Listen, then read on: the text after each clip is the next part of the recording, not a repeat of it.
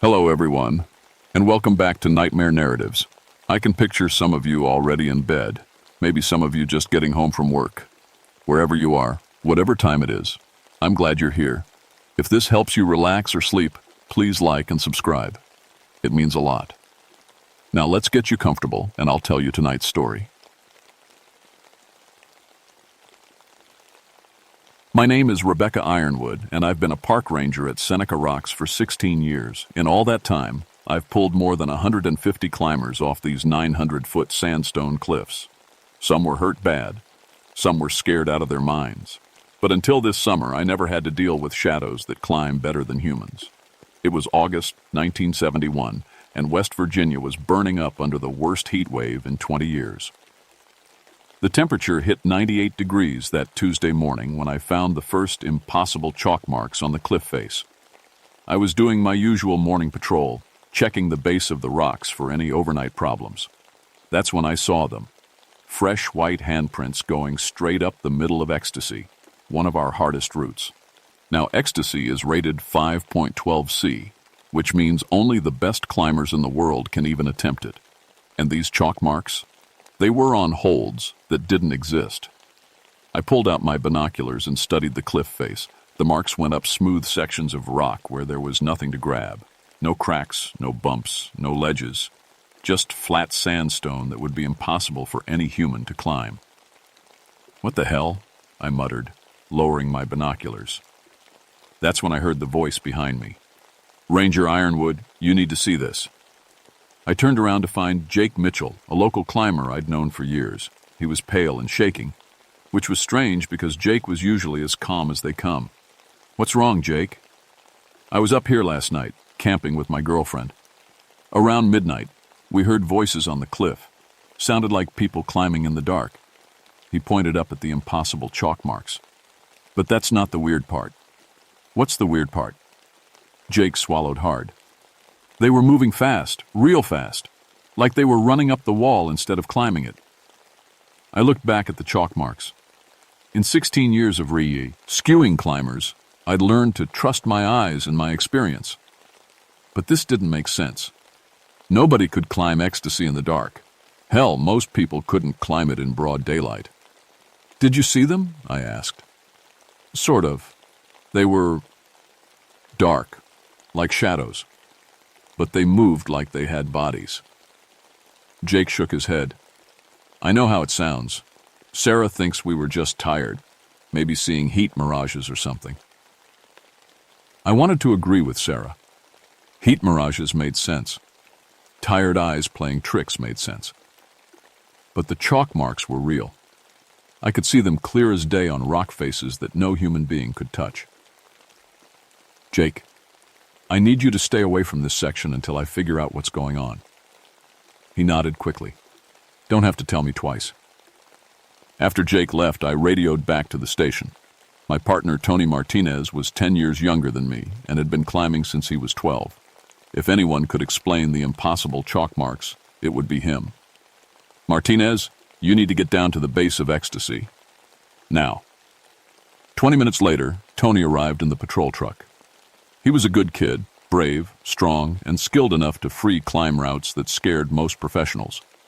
But he also had a hot head and something to prove. "What's the emergency, Rebecca?" I pointed up at the chalk marks. "Tell me what you see." Tony pulled out his own binoculars and studied the cliff. After a long minute, he lowered them with a frown. "Someone's been messing with us. Those marks are painted on or something." "From up there? How would anyone get up there to paint them?" "Helicopter, maybe. Some kind of prank." But Tony's voice didn't sound convinced. "Jake Mitchell saw climbers up there last night. Moving fast. In the dark."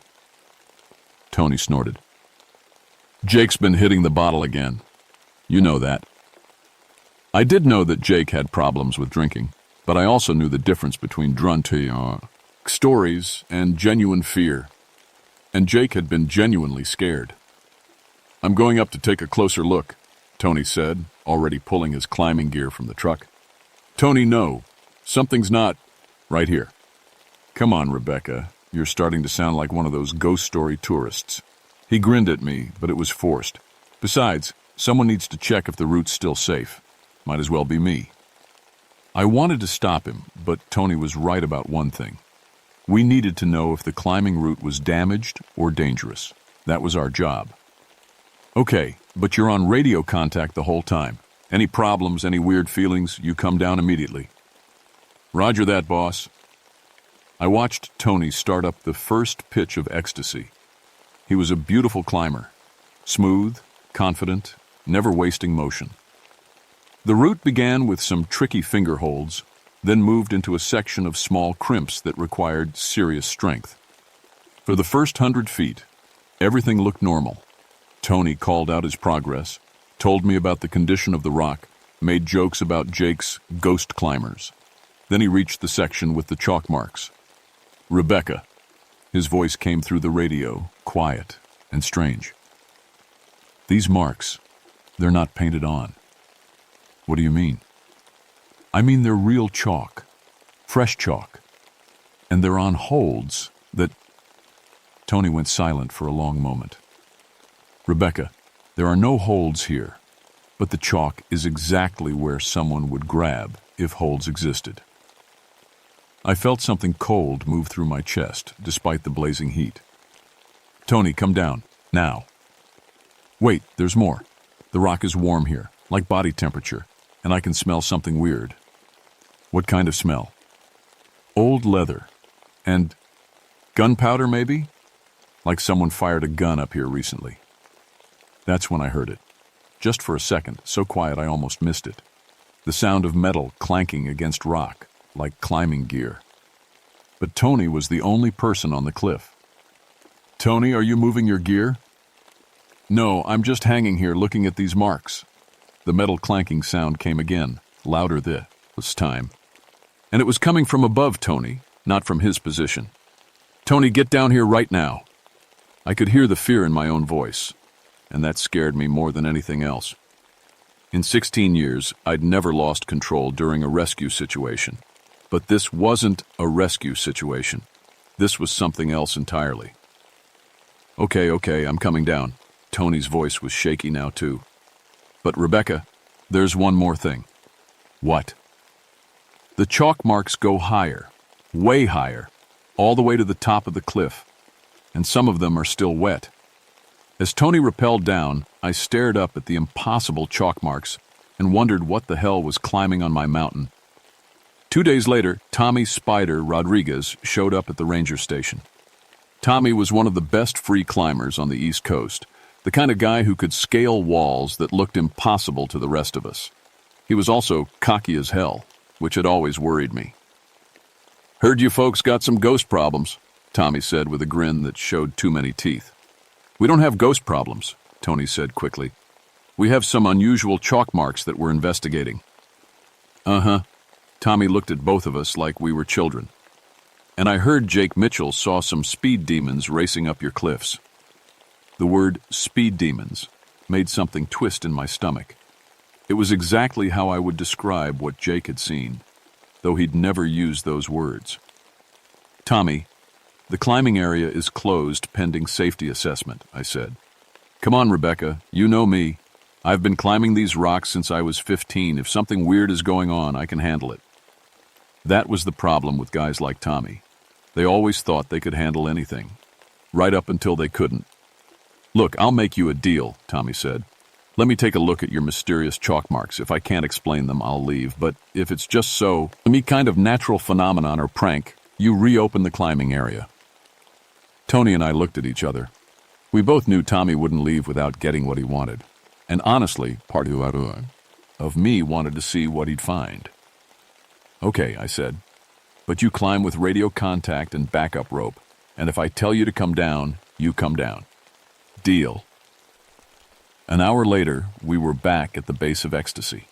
The chalk marks were still there, looking even stranger in the afternoon light.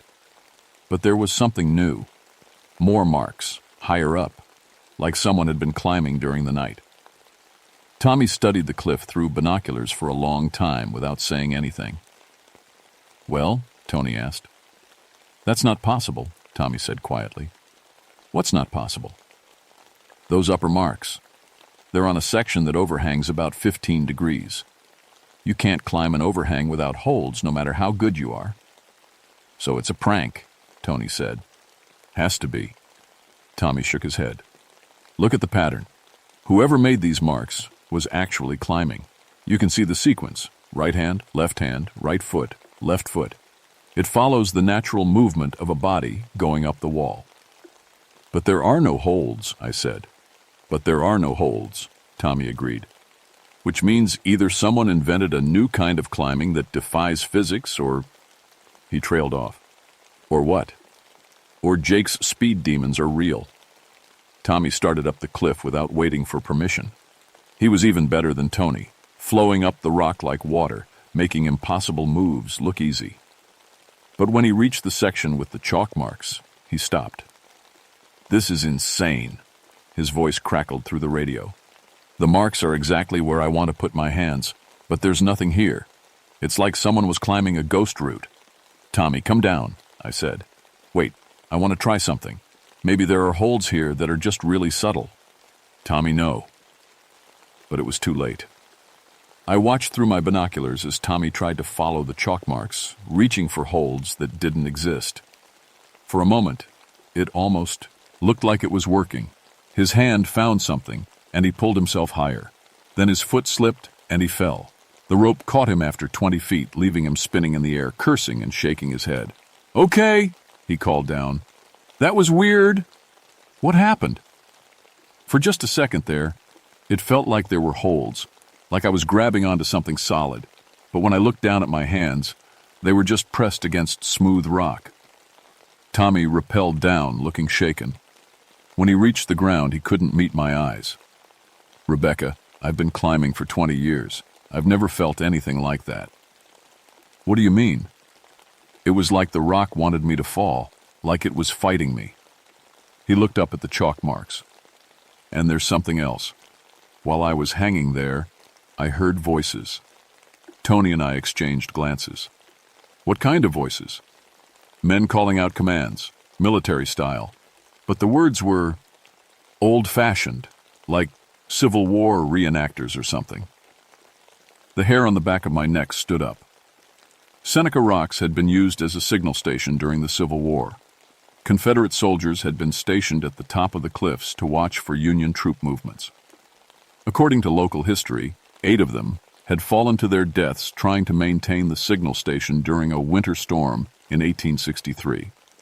Tommy, I want you to stay away from this area until we figure out what's going on. For once, Tommy didn't argue. He packed his gear in silence and left without his usual cocky jokes. That night, I couldn't sleep. I kept thinking about the chalk marks, about Tommy's description of holds that weren't there, about voices giving military commands.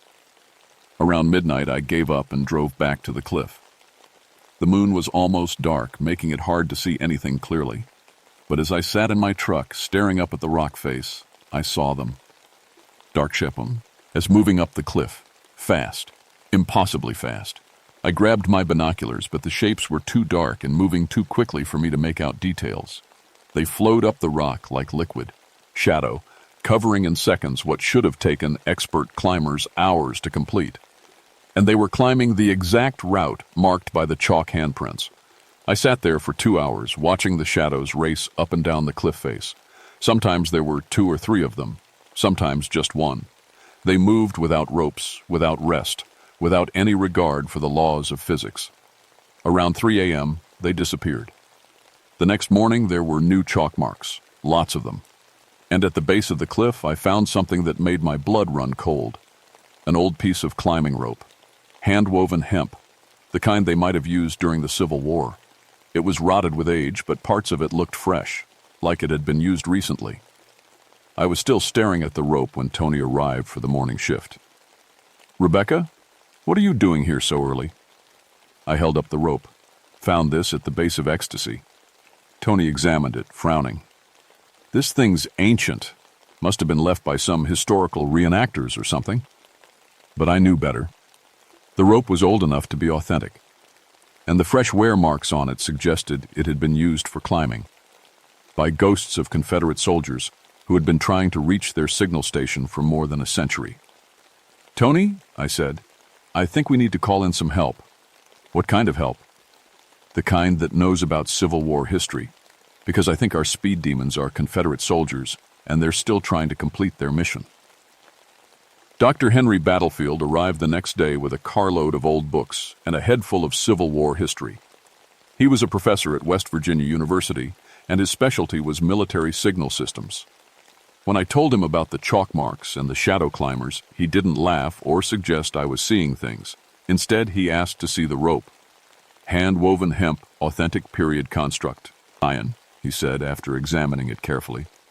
"And look at these wear marks. This rope has been used for climbing, probably many times." "But it's over 100 years old," Tony said. "Yes, it is. Which brings us to an interesting historical fact." Dr. Battlefield pulled out an old photograph showing Seneca Rocks from 1863. The Confederate Army established a signal station at the top of these cliffs. 8 soldiers were assigned to maintain communication with forces in the valley below. "What happened to them?" I asked, though I was pretty sure I already knew. "They died in a winter storm trying to send one final message. According to records, they were attempting to signal a retreat order when the storm hit. All 8 fell from the cliff face." Dr. Battlefield looked up at the impossible chalk marks. "The retreat message was never sent. Hundreds of Confederate soldiers died in an ambush that could have been avoided." "So you think they're still trying to send the message?" Tony sounded skeptical. "I think," Dr. Battlefield said carefully, "that some duties transcend death, especially when failure means the death of your fellow soldiers." That afternoon, we set up observation equipment at the base of the cliff. Dr. Battlefield wanted to document whatever was happening, and Tony was determined to prove there was a rational explanation. I just wanted everyone to stay safe. As the sun went down, we waited. The temperature was still in the 90s, making the air shimmer with heat waves. At first, I thought that's all we were seeing, distortions caused by rising hot air. Then the shadows started moving. "Jesus Christ," Tony whispered. 3 dark figures were flowing up the cliff face. In the fading light, I could make out more details than I had the night before. They wore what looked like Confederate gray uniforms, and they carried equipment, ropes, signal mirrors, even what might have been a flag. But the most terrifying thing was their speed. They were covering the 900-foot cliff in less than 10 minutes, moving up sections that should have been impossible for anyone to climb. "They're racing," Dr. Battlefield said quietly. "Look at them. They're competing with each other." He was right. The shadow figures were definitely trying to outpace each other, taking different routes up the cliff face. It was like watching some kind of supernatural climbing competition. "But racing to what?" I asked. "To the signal station. They're still trying to be the first to reach the top and send the retreat message." As we watched, one of the shadow figures pulled ahead of the others. He took a direct route straight up the most difficult section of the cliff, moving with impossible grace and speed. But just as he reached the final overhang before the summit, something went wrong. The shadow figure fell. But instead of dropping to the ground, he simply faded away, like smoke dissipating in the wind. A few seconds later, new chalk marks appeared at the base of the cliff, and he started climbing again. "They're stuck in a loop," Dr. Battlefield said. "They keep trying to complete their mission, but something prevents them from reaching the top." "What could prevent them?" Tony asked. Before Dr. Battlefield could answer, we heard footsteps behind us. I turned to see Martinez approaching with his climbing gear. "Tony, what the hell are you doing?" I demanded. "I'm going to race them," he said simply. "You're going to what?" "Look at them, Rebecca. They're not evil or trying to hurt anyone. They're just soldiers trying to do their duty. And I'm a better climber than anyone who was around in 1863. Tony's eyes were bright with excitement. "If I can beat them to the top, maybe I can help them complete their mission." "Tony, that's insane. You don't know what will happen if you interact with them." But Tony was already putting on his harness. "I've been thinking about this all day. These soldiers have been trapped here for over a century, failing at the same mission over and over. Maybe they just need someone with modern climbing skills to show them the way." "Martinez, stand down," I ordered. "That's a direct command." Tony looked at me with something close to pity. Rebecca, this is the opportunity of a lifetime. How many people get the chance to help Civil War ghosts complete their unfinished business? Before I could stop him, Tony started up the cliff. At first he climbed normally, following established routes and using proper technique. But as he got higher, something changed. His movements became faster, more fluid. He started taking risks that no sane climber would attempt, jumping between holds, trusting his weight to tiny crimps that shouldn't have supported him. "Tony, slow down," I called through the radio. "Can't slow down," his voice crackled back. "They're gaining on me." I looked up to see that the shadow figures had noticed Tony. Instead of ignoring him, they seemed to be reacting to his presence. Two of them had altered their routes to climb alongside him, as if accepting his challenge to race. "This is bad," Dr. Battlefield muttered. Tony was now climbing at an inhuman pace, keeping up with the supernatural soldiers. But his body wasn't designed for that kind of speed and stress. Through my binoculars, I could see his face was pale and strained, his movements becoming jerky and desperate. "Martinez, abort the climb. Come down immediately." "Almost there," Tony gasped. "Just need to reach the top. Send the signal." But as Tony approached the same overhang where the shadow figure had fallen, I realized what was happening. The Confederate soldiers weren't just trying to complete their mission. They were challenging any skilled climber to try to beat them, and anyone who accepted the challenge would be pushed beyond human limitations. Tommy Rodriguez had felt it when he tried. He had to follow the chalk marks, the compulsion to climb harder, faster, beyond what was safe or possible. "Tony, they're not trying to help you," I shouted. "They're trying to make you race. Them to death." But it was too late. Tony reached the final overhang, the same spot where the shadow figure had fallen. For a moment he hung there, silhouetted against the darkening sky. Then his strength gave out. He fell 90 feet before his rope caught him. The impact slammed him against the cliff face with a sickening crack. "Tony!" I was already grabbing my rescue gear. "Dr. Battlefield, call for a helicopter." As I rappelled down to reach Tony, I could see the shadow figures continuing their eternal race up the cliff face. They had ignored his fall completely, too focused on their own impossible mission to care about the human climber they had just destroyed. Tony was unconscious when I reached him, blood streaming from a head wound. But he was alive. As the rescue helicopter airlifted Tony to the hospital, I stared up at the chalk marks covering the cliff face and realized something terrifying. The Confederate soldiers weren't trying to complete their mission anymore. They were trying to find a living climber skilled enough to beat them in their eternal race, and they wouldn't stop until they found one. Tony survived, but barely. 3 broken ribs, a concussion, and a shattered left wrist that would never work quite right again. When he was conscious enough to talk, the first thing he said was, "I almost had them, Rebecca. I was so close." That's when I knew we were dealing with something worse than ghost soldiers. We were dealing with a supernatural obsession that could infect living people. Dr. Battlefield and I spent the next day researching everything we could find about the Confederate signal station. What we learned made the situation even more dangerous. The 8 soldiers weren't just trying to send any retreat message, Dr. Battlefield explained as we sat in the hospital waiting room. They were trying to signal a specific code, 3 long flashes, the 2 short ones repeated 5 times. It was the emergency code for retreat immediately, enemy force superior. And if they had sent it, a Confederate regiment of 400 men would have avoided walking into a Union ambush. Instead, they were slaughtered to the last man. So the shadow soldiers weren't just trapped by their own deaths. They were trapped by the weight of 400 additional deaths they could have prevented. "There's more," Dr. Battlefield said. "I found records of other incidents over the years. Unexplained climbing accidents, always involving skilled climbers who pushed themselves beyond safe limits. It goes back decades." "How many people have they killed?" "Hard to say, but every few years someone dies on these cliffs in a way that doesn't make sense. Experienced climbers making impossible mistakes, attempting routes beyond their skill level." I thought about Tommy Rodriguez, about how confident he'd been, how certain he could handle anything, about Tony's obsession with racing the shadows. "They're not just trying to complete their mission," I said. "They're trying to find someone good enough to beat them, Someone who can climb fast enough and skilled enough to reach the signal station first. And every time they find a skilled climber, they push them to attempt something impossible. That night, despite Dr. Battlefield's protests, I went back to the cliff alone. Not to climb. I wasn't stupid enough to think I could outrace supernatural soldiers, but I needed to understand what they wanted.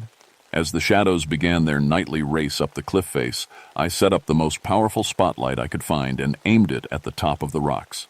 If these soldiers needed to send a signal, maybe I could help them do it without killing anyone else. The shadow figures noticed the light immediately. Instead of continuing their race, they stopped and stared down at me. For the first time, I could see them clearly. They were young men, most of them probably in their 20s. They wore Confederate gray uniforms that were torn and weathered, and they carried the equipment of 19th century soldiers: rope, signal mirrors, a folded flag. Their faces were gaunt and desperate, with the look of men who had been failing at the same task for more than a century.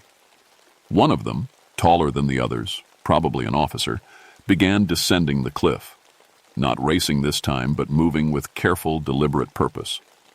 When he reached the ground, I could see that he was translucent but solid-looking, like a person seen through dirty glass.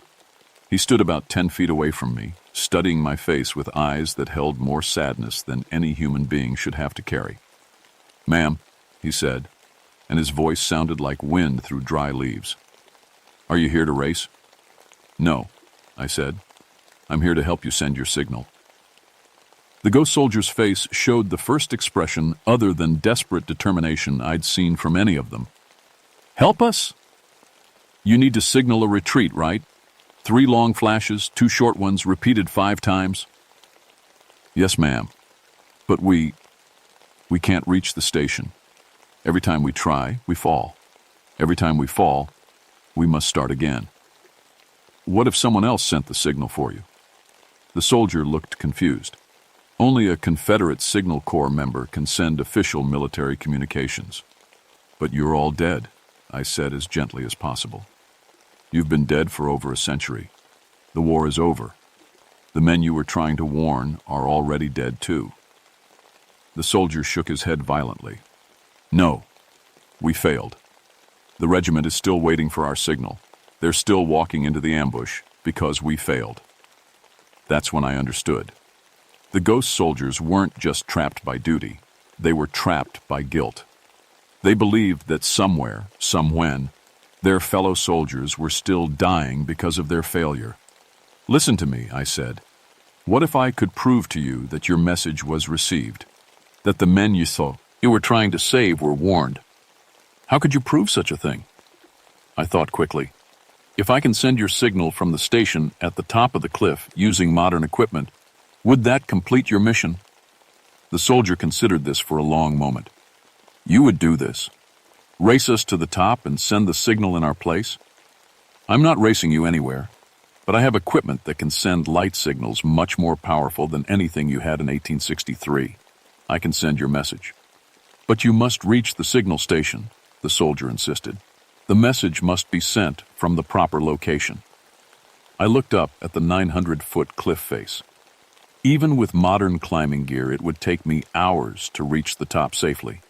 And I'd be doing it alone, at night, while ghost soldiers raced around me. "Okay," I said. "I'll climb to the signal station and send your message. But I need you and your men to stop racing. Stop trying to make living people compete with you. Can you do that?" The soldier nodded slowly. "If you can complete our mission, we will have no need to race." I started climbing at first light, with the most powerful signal lamp I could find strapped to my pack. Dr. Battlefield waited at the base of the cliff with radio contact and emergency backup. The ghost soldiers climbed alongside me, but for the first time in over a century, they weren't racing. They moved at my pace, watching as I carefully made my way up routes they had been trying to speed climb for generations.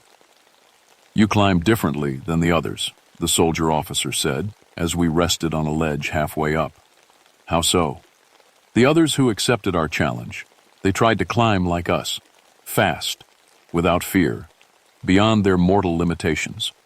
You climb like someone who wants to live." "That's because I do want to live, and I want you to stop killing people who are just trying to help you."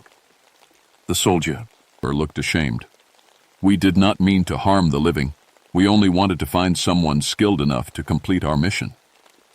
It took me 6 hours to reach the top of the cliff. When I finally pulled myself over the edge, I found the ruins of the old Confederate signal station, just a few stones and some rotted wooden posts.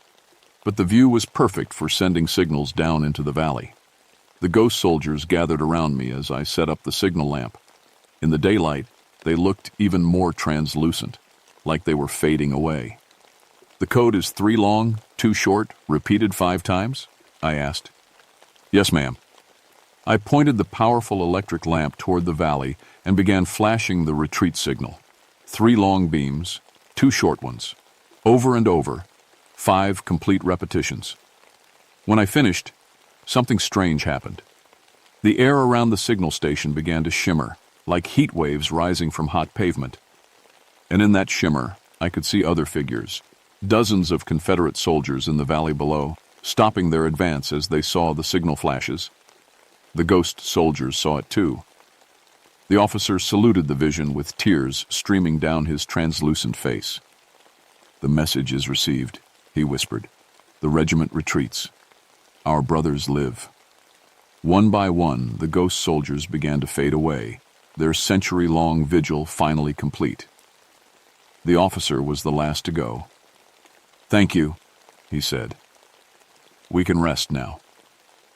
And then they were gone. I climbed down from Seneca Rocks as the sun was setting, tired but alive. The cliff face looked different somehow, cleaner, less oppressive. The chalk marks were gone, and the rock felt like just rock again, not a supernatural battleground. Dr. Battlefield met me at the base with a huge grin and a thermos of coffee. Did it work? He asked. It worked. They're gone. All of them? All of them. We drove back to the ranger station in comfortable silence. I should have felt triumphant, but mostly I felt sad. Those young soldiers had been trapped for over a century by a sense of duty and guilt, unable to, accept that their deaths weren't their fault. Tony was released from the hospital 2 days later. His wrist would never be quite right, and he couldn't climb at the level he used to. But he was alive, and after what I'd seen happen to skilled climbers who encountered the shadow soldiers, that was more than we had any right to expect. Do you think they're really at peace? He asked as we sat in the ranger station, looking out at the cliffs. I think so. The mission is complete. The message was sent. But to who?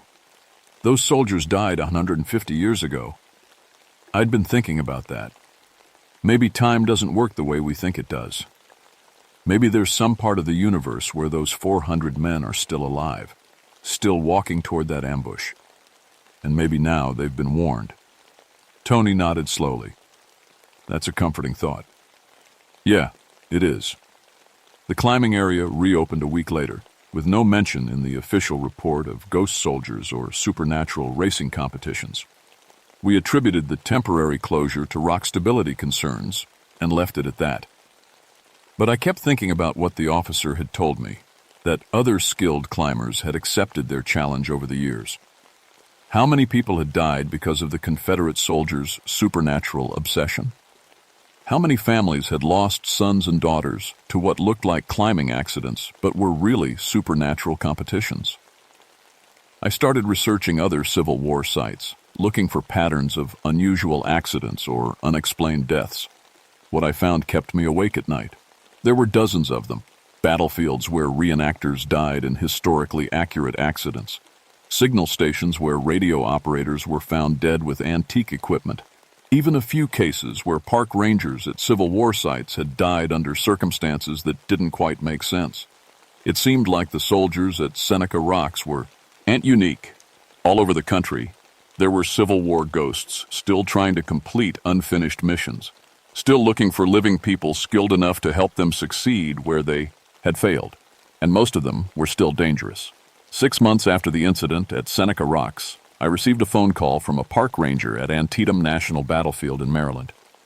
Ranger Ironwood, this is going to sound crazy, but we've got some Civil War reenactors here who say they're being challenged to duels by Confederate ghosts. They claim the ghosts won't let them leave until someone beats them in sword combat. I sighed and reached for my calendar. I'll be there tomorrow. Because apparently my new job wasn't just rescuing people from cliffs. It was helping finish a war that had been over for more than a century. The shadow soldiers of Seneca Rocks were at peace. But there were other ghosts out there, still fighting battles that would never end unless someone helped them complete their final missions. And for reasons I didn't fully understand, that someone seemed to be me. I never climb at Seneca Rocks anymore. Not because I'm afraid of ghosts. They're gone now. But because every time I look at those cliff faces, I remember how close Tony came to joining them in their eternal, impossible race. Some competitions aren't worth winning, and some duties are too heavy for the living to carry. But sometimes, if you're very careful and very lucky, you can help the dead finally lay down their burdens and rest.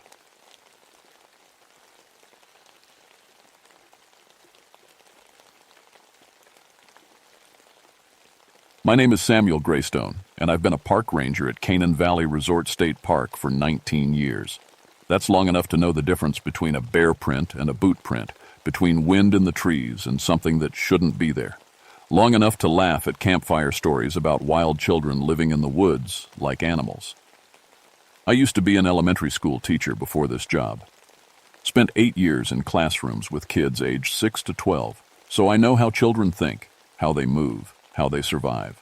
That's why the Park Service put me in charge of youth education programs and family camping safety. Parents trust me with their kids because I understand them. I have 3 children of my own. But I'm getting ahead of myself. Let me tell you about Canaan Valley first, because the place itself is part of this story. We sit at 3,200 feet above sea level in the mountains of West Virginia. This valley is the highest major valley east of the Mississippi River, and in March, when this all happened, it's a wet, muddy mess. Spring thaw turns everything into swampland. The main roads flood. Cell phone towers can't reach through the fog that rolls in thick as soup. When you're down here during flood season, you're cut off from everything. The nearest hospital is 29 miles away on good roads, and in March, there are no good roads. The valley has history, too. Back in the 1920s, this whole area was logged clean. They built company towns, brought in families, set up schools for the workers' children. Most of those old settlements are gone now, swallowed up by new forest growth. But sometimes you find pieces, a foundation here, some rusted equipment there. And if you know where to look, you can still see the old logging roads that snake through places no modern truck could go. March 15th, 1985. That's when it started. The Kowalski family was camp, Ingen Site 14, down by the wetlands. Nice family from Pittsburgh, mom, dad, 2 girls aged 8 and 10. They came to me that morning looking worried. "Ranger Greystone," Mrs. Kowalski said, "we heard children calling for help last night, from way out in the swamp area where you said not to go." I nodded and got out my incident report form. This happened sometimes. Kids would wander off, get turned around, end up calling for their parents.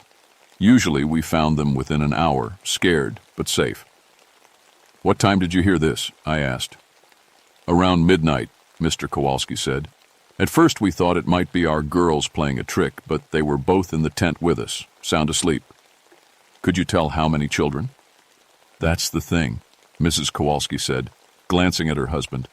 "It sounded like a whole group of them, maybe 10 or 12 voices, all calling and laughing like they were playing some kind of game."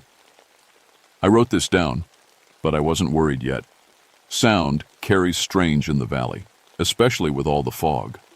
What seems like 12 voices might be 2 kids echoing off the rock walls. "We'll check it out," I promised them. Probably some teenagers camping without permits. But when I walked out to the swamp area that afternoon with my partner Thompson, we found something that made me pause. Children's footprints in the mud, all right. Fresh ones, probably from the night before. But they were small, really small. The biggest couldn't have belonged to a kid over 10 years old, and they led straight into the deep swamp where no child should be able to walk. "Look at this," Thompson said, crouching down by the water's edge. "These prints go right into the bog. But there's no way a kid could walk through that mess without sinking." He was right. The swampland in that area is dangerous, even for adults with proper equipment. The mud can swallow you up, to your waist in seconds. The water is cold enough to kill you in minutes. No child could cross it and live. Maybe they went around, I suggested. But even as I said it, I was looking at Badiats, the prints. They didn't curve around the bog. They went straight in, like the children had simply walked across the surface of the water. We followed the edge of the swamp for about a quarter mile, looking for where the kids might have come out on the other side. We never found any exit tracks. It was like they had just disappeared into the water. Weird, Thompson said, but he was already losing interest. Thompson had been a ranger for only 3 years, and he still thought every mystery had a simple answer. That night, I couldn't sleep.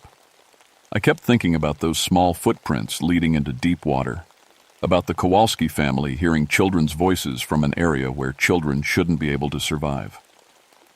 I got up around 2 in the morning and walked out to my porch.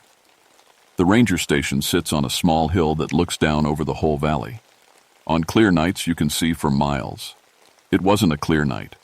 The fog was thick enough to cut with a knife, but as I stood there, I heard something that made my blood run cold. Children laughing. Not the happy laughter of kids playing games. This was different. Wild laughter, like animals might make if they could laugh. And it was coming from deep in the swamp, from places where no human being should be able to stand. I listened for maybe 10 minutes. The laughter would fade away, then start up again from a completely different direction, like the children were running in circles around the whole valley, running through areas that should have been impossible to cross. That's when I started to wonder if maybe the old stories about wild children living in these mountains weren't just stories after all. The next morning brought more reports. The Henderson family in Site 22 said their cooler had been opened during the night. Not broken into, opened. The latches were carefully undone, and half their food was missing. But they'd used a bear-proof container, the kind that takes 2 people and strong hands to open. Someone knew exactly how to work the mechanism, Mr. Henderson told me. But they only took certain things, all the sweet stuff, cookies, fruit snacks, candy bars, left all the canned goods and adult food. I filed another report, but I was starting to see a pattern. Children's voices in the night. Children's footprints leading into impossible places. Now, children's food preferences from a locked container that should have been impossible for kids to open. Thompson and I spent the day investigating, but we didn't find much. A few more small footprints in the mud, some scratches on trees at about shoulder height for a 10-year-old. And something else that bothered me, the complete absence of normal wildlife sounds in certain areas of the valley. You notice how quiet it gets by the old logging road? I asked Thompson as we walked back to the station. He stopped and listened. Even the frogs had stopped croaking. The whole swamp was silent except for our footsteps. Maybe we're spooking the animals, he said. But I knew better. In 19 years of working in these woods, I'd learned that animals go quiet for only 2 reasons: when a big predator is hunting nearby, or when something unnatural is in their territory. That afternoon, I decided to do some research. I drove to the county library in Davis and asked to see the old newspaper files from the 1920s. If there really were children living wild in the valley, maybe there was a historical explanation. What I found made me wish I'd never started looking. March 18th, 1925. 60 years ago, almost to the day. The headline read, 17 children die in logging camp school fire. The article was short, but the details were horrible. A 1-room schoolhouse in the valley had caught fire during a late winter storm, the T. Teacher had tried to evacuate the children, but the storm had knocked down trees that blocked both exits. 17 children, ages 6 to 12, had died from smoke inhalation. But here's the part that made my hands shake as I read it. The bodies of only 11 children were ever found. 6 were listed as missing, presumed dead, their remains lost in the fire's destruction. The article mentioned that some logging families reported hearing children's voices in the woods for weeks after the fire. The voices always came from the deep swamp areas, places too dangerous to search properly. Eventually, the logging company shut down operations and moved out. The voices stopped, and people assumed it had just been the grief and guilt of the survivors imagining things. I drove back to the valley that evening with a sick feeling in my stomach. 17 children had died in a fire 60 years ago. 6 bodies were never found, and now families were reporting children's voices coming from the same areas where search parties couldn't go. I tried to tell myself it was just coincidence, but when I got back to the ranger station, Thompson was waiting for me with something that made coincidence impossible. "You need to see what I found," he said, and he led me out to the old logging road that ran along the east side of the valley. About a quarter-mile in, hidden by new-growth trees and accessible only by a path that barely qualified as a deer trail, Thompson had discovered something that shouldn't exist. It was a shelter, but not the kind of shelter you'd expect from homeless people or teenage campers. This was primitive, built from materials that looked like they'd been scavenged over decades. Old wooden planks that might have come from the logging camp buildings, pieces of metal roofing, green with age. And inside, arranged carefully on makeshift shelves, were dozens of items that didn't belong together. Modern camping gear mixed with things that were clearly very old. A Coleman lantern from maybe the 1980s sitting next to a child's lunchbox that looked like it was from the 1920s. Canned food with current expiration dates next to glass jars that were covered in rust and dirt. But what really got my attention were the clothes. Children's clothes, in sizes that would fit kids from maybe 6 to 12 years old. Some were clearly recent. A Mickey Mouse t-shirt, a pair of sneakers that couldn't be more than a few years old. But others looked like they'd been there for decades. A little girl's dress with a pattern I recognized from old family photos. A boy's knickers and suspenders like children wore 60 years ago. "Thompson," I said, my voice coming out as barely a whisper. "Where did you find this?" "Just stumbled across it while following those footprints we saw yesterday," he said. "Looks like it's been here for years, maybe decades." I walked closer to the shelter, and that's when I saw something that made me step back fast. On one of the wooden planks, scratched into the surface with what might have been a nail or a sharp stick, were words.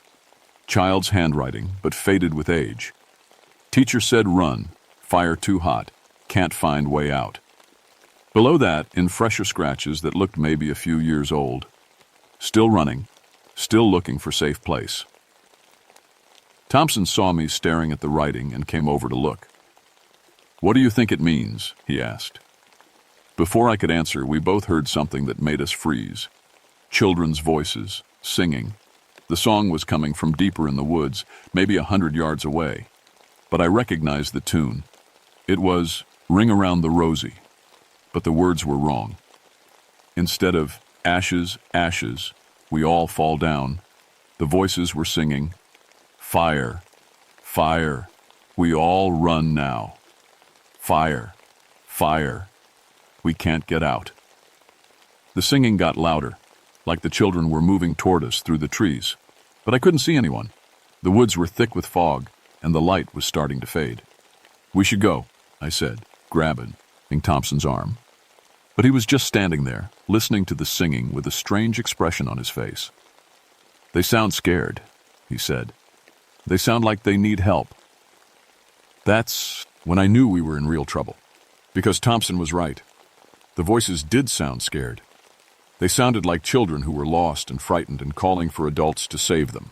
And every instinct I had as a father, as someone who had spent his career protecting children, was screaming at me to follow those voices and help. But my 19 years as a ranger, my knowledge of these woods and their dangers, was telling me something else entirely. Those voices were coming from the deep swamp, from places where no living child could survive, which meant that whatever was calling to us wasn't alive at all. The singing followed us all the way back to the main trail, not getting closer, but not fading away either, like the children were pacing us through the trees, staying just out of sight. Thompson kept stopping to listen, and each time he did, I had to grab his arm and pull him along. "We should help them," he kept saying. "They sound lost." "Thompson, think about it," I said as we finally reached the ranger station. Children's voices coming from a swamp where children can't survive. Right after I find out about 17 kids who died in a fire 60 years ago in the exact same area. But Thompson wasn't really listening. He was looking back toward the woods with that same strange expression. Over the next 3 days, things got worse. The Kowalski family packed up and left after their 8-year-old daughter said she saw children watching their tent from the tree line.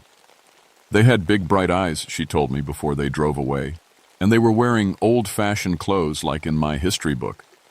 The Henderson family left too, after they woke up one morning to find their campfire had been built back up during the night. Someone had arranged their camping chairs in a circle around the fire, like children preparing for story time, but when they checked, their camping supplies were still properly stored and locked away. 2 more families reported hearing children's laughter during the night, always coming from the direction of the deep swamp. And Thompson was getting strange. I found him leaving food by the old logging road where we'd discovered the shelter. Granola bars, juice boxes, cookies, the kind of snacks you'd give to hungry children. "What are you doing?" I asked him. "They're hungry," he said, like it was the most obvious thing in the world. "You heard them singing. They're scared and hungry, and they've been hiding in the woods for God knows how long." "Thompson, those aren't real children."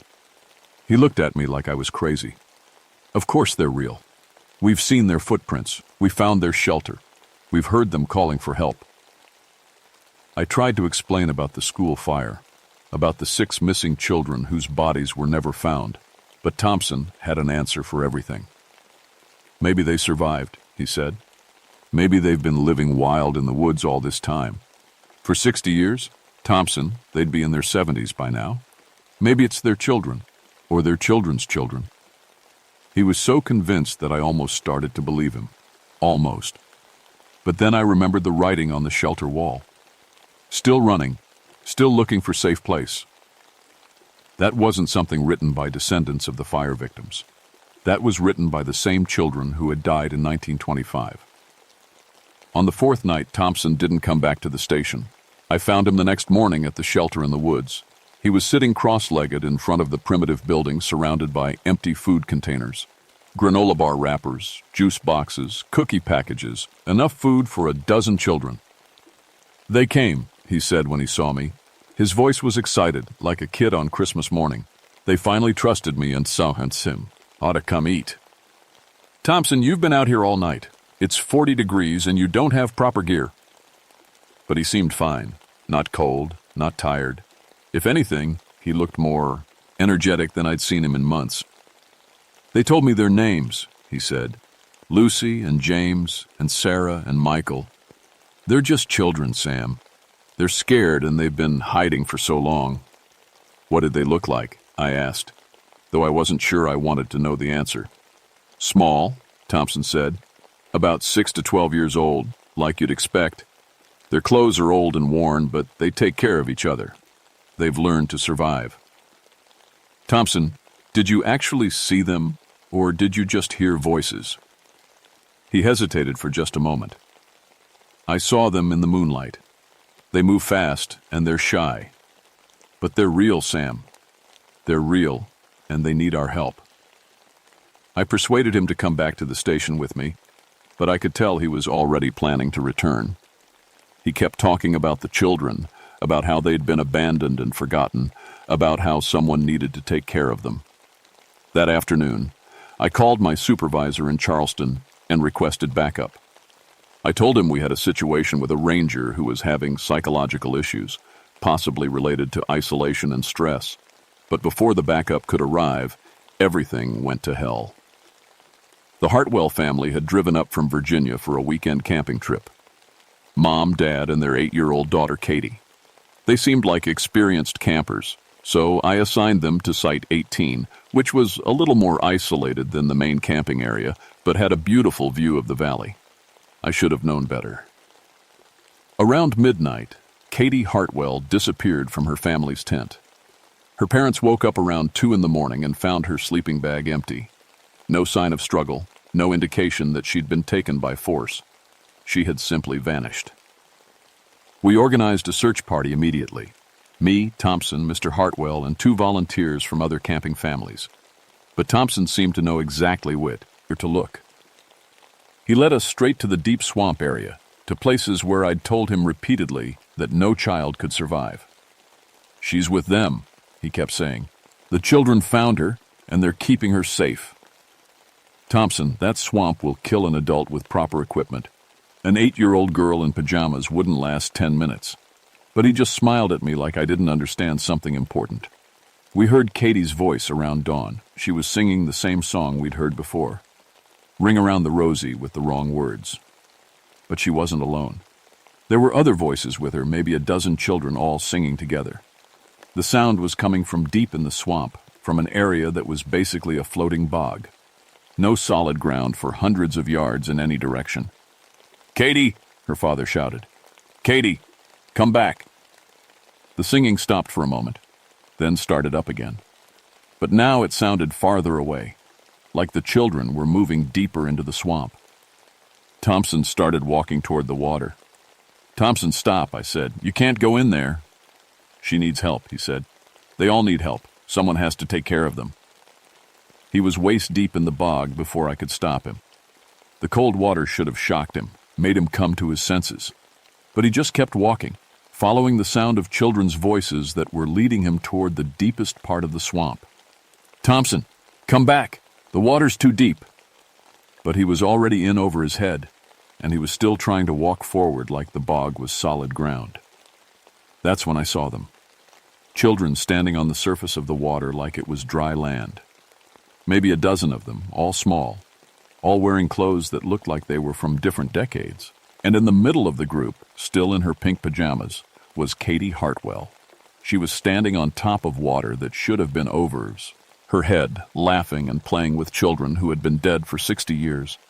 Thompson was trying to reach them, but he was a living man in real water, and the bog was pulling him down. "Help me!" he called out, but the children just watched him struggle. They looked curious, like they couldn't understand why he couldn't walk on water like they could. I threw him a rope, pulled him back to shore. By the time I got him out, the children were gone, all of them, including Katie Hartwell. But I could still hear them singing, their voices echoing across the valley like they were everywhere and nowhere at the same time. "Fire, fire, we all run now. Fire, fire, we can't get out." And for the first time in 60 years, I understood what they were really saying. They were still trying to escape from a fire that had ended decades ago, still running from a burning schoolhouse, still looking for adults to save them, still calling for help from anyone who would listen. The backup team arrived that afternoon, 2 rangers from other parks and a search and rescue coordinator. But by then, the spring flood had started in earnest. The valley was cut off from the outside world, and Katie Hartwell was still missing somewhere in the deep swamp with a pack of dead children. Thompson was in shock, hypothermia, exhaustion, and something else, something like grief mixed with obsession. He kept talking about the children, about how they needed protection, about how they'd been abandoned for 60 years. "We can't just leave them out there," he said over and over. "They're just children. Someone has to take care of them." I tried to explain what I'd learned about the school fire, about the 6 children whose bodies were never found. But Thompson wouldn't listen to reason. "Even if they are ghosts," he said, "they're still children. They're still scared and alone." The search coordinator, a man named Davidson, who had 20 years of experience with missing persons cases, took charge of the operation. But when I tried to tell him what we were really dealing with, he looked at me like I was having a breakdown. "Ranger Greystone," he said, "I understand you've been under stress, but we need to focus on finding this little girl, not on ghost stories." So I stopped trying to explain. Instead, I grabbed my emergency gear and headed out to the swamp alone. If Katie Hartwell was going to survive this, someone had to understand what we were really up against. The fog was thick enough to cut with a knife. The temperature had dropped below freezing, and ice was forming around the edges of the standing water. Normal conditions would have killed a child in hours, but Katie Hartwell wasn't dealing with normal conditions. I found her around sunset, in a clearing that shouldn't have existed in the middle of the deepest part of the swamp. She was sitting around a small fire with 12 other children, all of them singing and playing like they were at summer camp. The ghost children looked exactly like Thompson had described, small, ages 6 to 12, wearing clothes from different time periods. Some had clothes that looked like they were from the 1920s, knickers and suspenders for boys, long dresses and pinafores for girls. Others wore more recent clothing, jeans and t-shirts that might have belonged to missing children from the 1960s or 70s. But their eyes all had the same look, bright and glowing, like firelight, but also ancient and sad. Katie saw me first. "Mr. Greystone," she called out, waving like nothing was wrong. "Come play with us. The other children have been teaching me games." I stepped carefully toward the clearing. The ground felt solid under my feet, but I knew that was impossible. This area should have been underwater. "Katie, your parents are worried about you. We need to get you back to camp."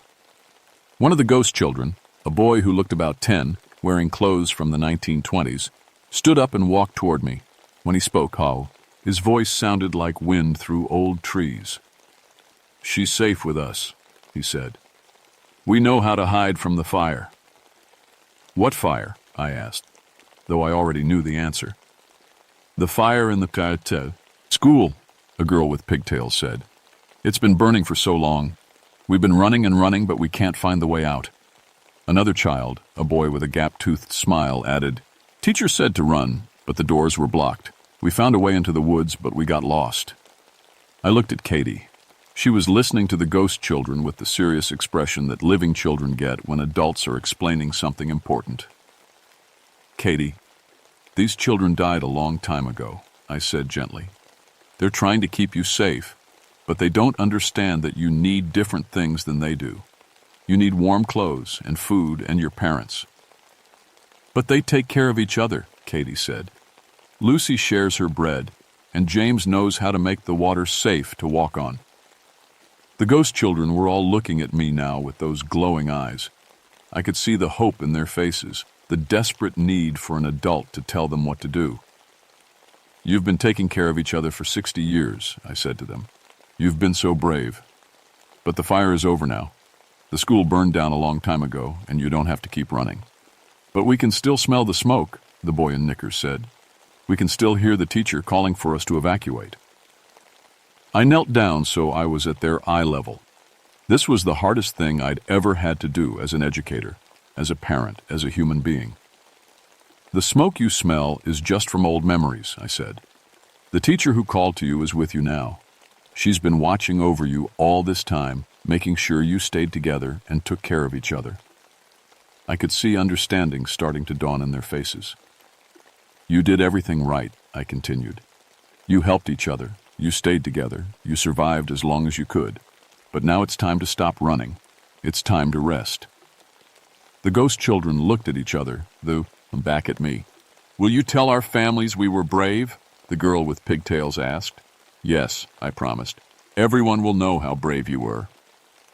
One by one, the ghost children began to fade away. Not scary or sudden, but gently, like fog lifting in the morning sun. As they disappeared, they were smiling.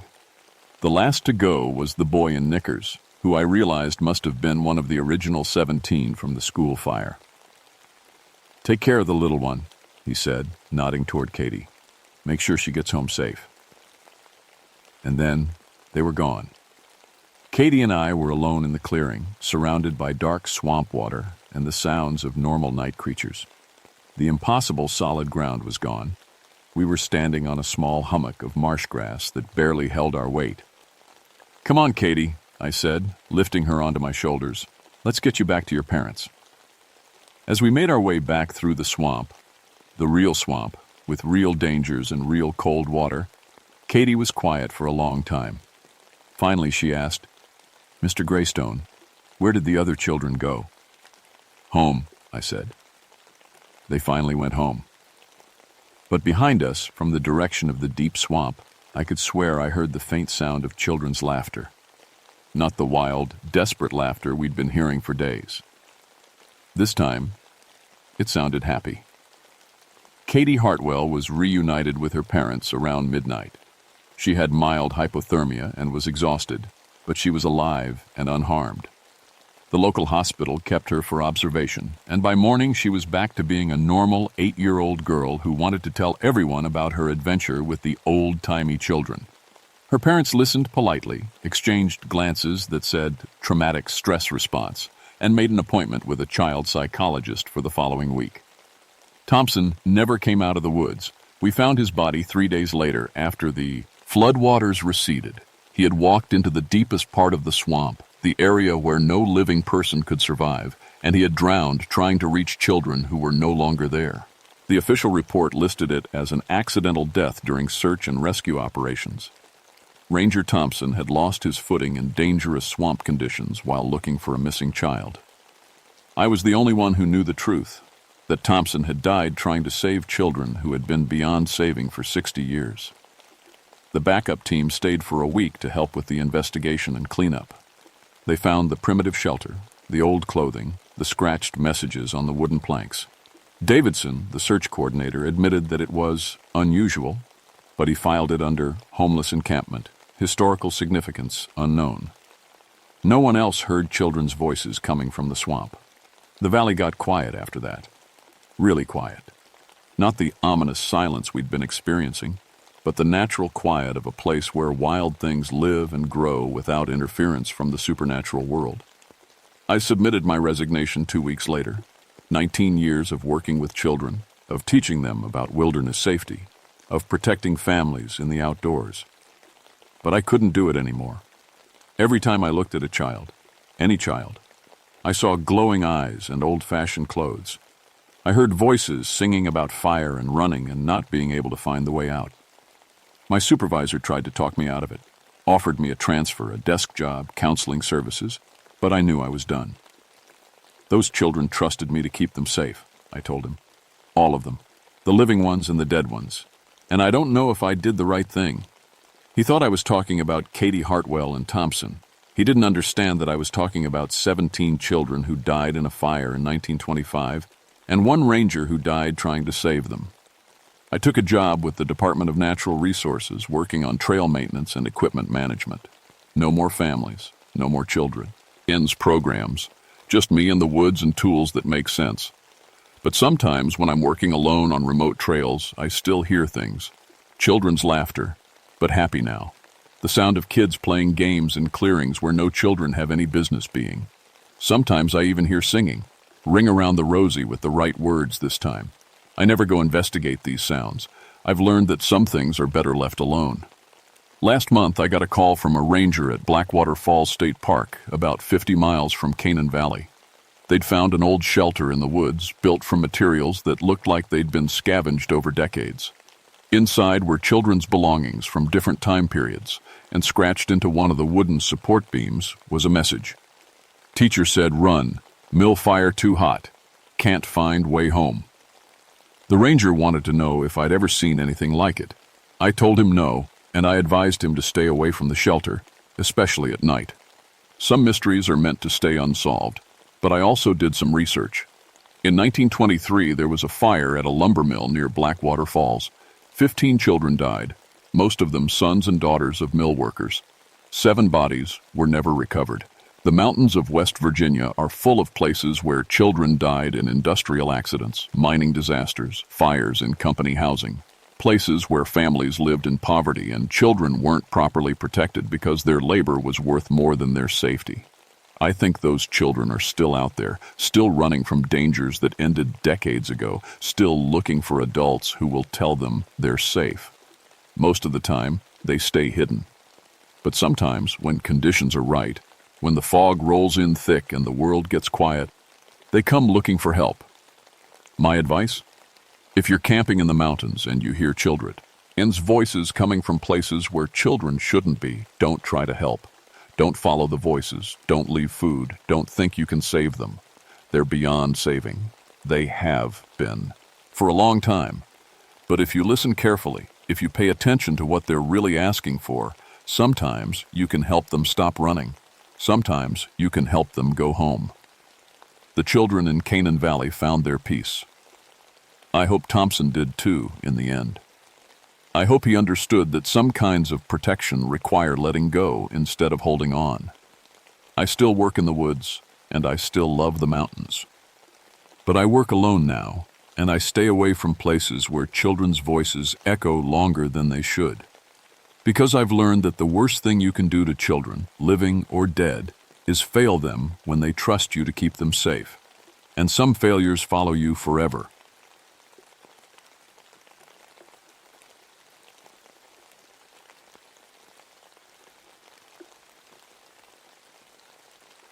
My name is Michael Ashford, and I've been a park ranger at New River Gorge for 18 years. That's long enough to know every trail, every cliff face, and every old mine shaft in these mountains. Long enough to hear all the stories about things that go bump in the night. And long enough to know that most of those stories are just carbon monoxide hallucinations and guilty consciences. I should know about mines. My family's been digging coal out of these mountains for 3 generations. My grandfather worked the deep shafts until his lungs gave out.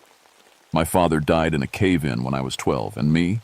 I chose the surface world, interpreting the industrial heritage sites for tourists who think mining was romantic. It wasn't romantic. It was dangerous, dirty work that killed good men. The morning everything changed started like any other September day in 1979. Fog hung thick in the gorge, turning the abandoned mining equipment into ghostly shapes. I was doing my usual patrol when I found the coal dust. Fresh coal dust. On the sealed entrance to Mine Shaft 7. The heavy steel door we'd welded shut 3 years ago was still sealed tight, but there were footprints in the black dust. Boot prints leading right up to the door and stopping, like someone had walked out of solid steel. I knelt down and touched the dust, still warm. "Hey, Mike!" I turned to see Rodriguez jogging up the trail. He'd only been working the gorge for 6 months, fresh out of college with a degree in history and a head full of romantic ideas about coal mining. "You see this?" I pointed to the prints. Rodriguez whistled low. "Looks like someone's been poking around. Maybe we got vagrants living in the old tunnels?" "Can't be," I said. "This shaft's been sealed since '76. No way in or out." But even as I said it, I was thinking about what the hiker had told me yesterday. Old guy, been walking these trails for 20 years. Said he'd met some coal-covered men near the mine entrance. Said they offered him work. Good-paying work, underground. I'd figured it was heat stroke. Now I wasn't so sure. "We should check the other sealed entrances," Rodriguez said. "Make sure nobody's found a way to break in." We spent the morning hiking to every sealed mine in our section. 8 shafts, all welded shut tight. And every single one had fresh coal dust on the ground. Boot prints leading right up to the steel doors. By noon, my radio started acting up. Instead of the usual Park Service chatter, I kept hearing fragments of something else. Voices using old mining terms. Talk about shift changes and gas levels. 1950s slang that nobody used anymore. "You hearing this?" I asked Rodriguez. He was staring at his gas detector. The thing was going crazy, showing methane levels that should have killed us both. But we were standing in open air with a good breeze. "This can't be right," he muttered. "These readings. It's like there's an active mine running right underneath us." That's when we heard it. The sound of pickaxes hitting coal. Rhythmic, steady, coming from deep underground. From Mine Shaft 7, which had been abandoned for 30 years. Rodriguez got that excited look he wore whenever he found a piece of old mining equipment. "Mike, what if there's still working areas down there? What if we found a piece of living history?" "Living history doesn't leave footprints on sealed doors," I said. But I was curious too, and my father always taught me that a good miner investigates strange sounds underground. It might mean danger. It might mean someone needs help. So we went back to Shaft 7 with cutting torches and mine safety gear. The steel door came off easier than it should have, like something on the other side was helping push it open. The tunnel beyond was dark and smelled like coal, dust, and old leather. My helmet light picked out fresh scratch marks on the walls, tool marks that looked new. "Somebody's definitely been working down here," Rodriguez whispered. We followed the main tunnel for about 50 yards before we found it. A side passage that shouldn't exist, carved with tools that should have been rusted to nothing. And hanging from a nail driven into fresh timber, still burning bright as day, was a carbide mining lamp. A 1950s carbide lamp, still burning after 30 years in a sealed mine. Rodriguez reached for it with shaking hands. This is impossible. The fuel should have run out decades ago. That's when we heard the voices, clear as day, coming from deeper in the tunnel. Men talking about the day shift, about shore work that needed finishing, about keeping the tunnel safe. We should go back, I said. Every instinct I'd learned from 18 years of mine safety was screaming danger. But Rodriguez was already walking toward the voices. Just a little farther, Mike. This could change everything we know about these mines. And against my better judgment, I followed him into the dark. The deeper we went into mine shaft 7, the stranger things got. The tunnel was in perfect condition. No water damage, no cave-ins, no rust on the metal supports. It looked like it had been maintained every day for the past 30 years. This doesn't make sense, I muttered, running my hand along a wooden beam that should have rotted long ago. Wood doesn't stay this solid in mine conditions. Rodriguez wasn't listening. He was staring at something ahead of us. Mike, look at this. I followed his light beam to a junction box mounted on the tunnel wall. An electrical junction box with wires running in both directions. The metal was polished clean, and a small, red light was blinking steadily. That's not possible, I said. We cut the power to these mines in 1975.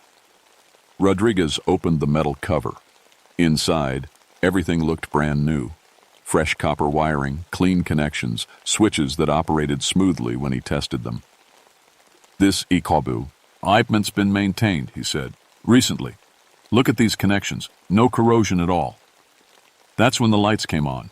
Every 20 feet along the tunnel, old mining lights flickered to life. Yellow bulbs in metal cages, exactly like the ones my father had described from his working days. The tunnel stretched ahead of us, bright as day. We didn't touch anything, Rodriguez said, staring at the switches in the junction box. They just turned on by themselves. From somewhere ahead came the steady sound of mining equipment. Picks hitting coal, shovels scraping stone, cartwheels rolling on metal tracks. The sounds of men working a productive shift. There's got to be a logical explanation, I said, but my voice sounded thin even to me. Maybe there's still power running to some sections. Maybe there are people working illegally down here. We followed the lighted tunnel for another 100 yards. The working sounds got louder. We could hear men talking, calling out warnings about loose rock, discussing where to set the next support beam. Then we found the time clock. It was mounted on the wall at another junction, just like in the old days. A wooden box with a metal mechanism and slots for punch cards. And it was running. The clock face showed 2:30 p.m., which matched my watch exactly. Below the clock was a wooden board with handwritten names and shift times. 23 names, all assigned to day shift. September 18th, 1952. That's 27 years ago, Rodriguez whispered. I studied the names. Some of them were familiar. Charlie Ashford, that was my father. Joe Martinez, Bill Henderson, Tommy Wright, names I'd heard in family stories about the old days. These men are all dead, I said. My father died in the cave-in of 52. Most of these others, too. Rodriguez ran his finger down the list. But look at the bottom, Mike. Shift status. In progress. Safe. Tie work continuing. Someone had written those words in fresh ink. The sound of approaching footsteps echoed from the tunnel ahead. Heavy boots on stone, getting closer.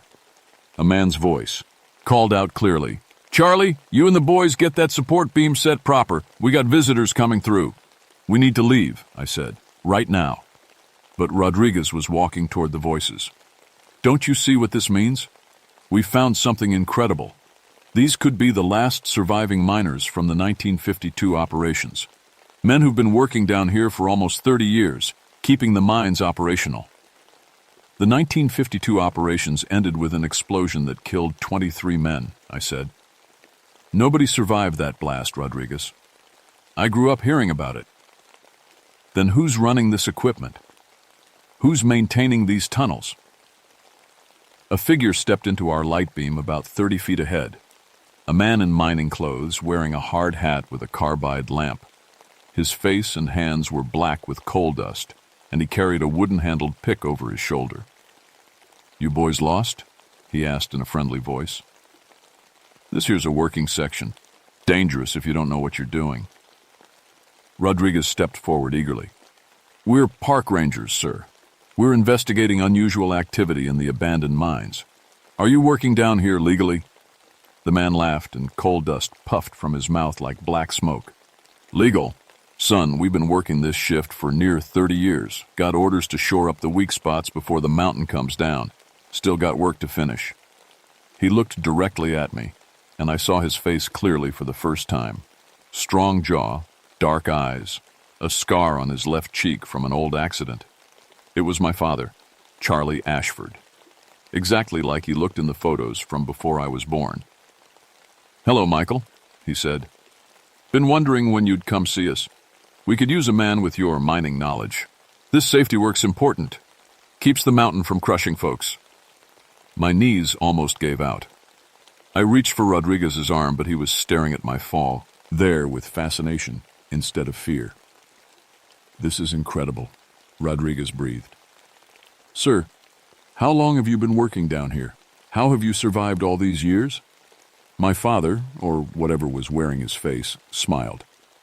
"Time works different down here, son. Got a job to do, so we do it. Mountain don't care if you're tired or hungry.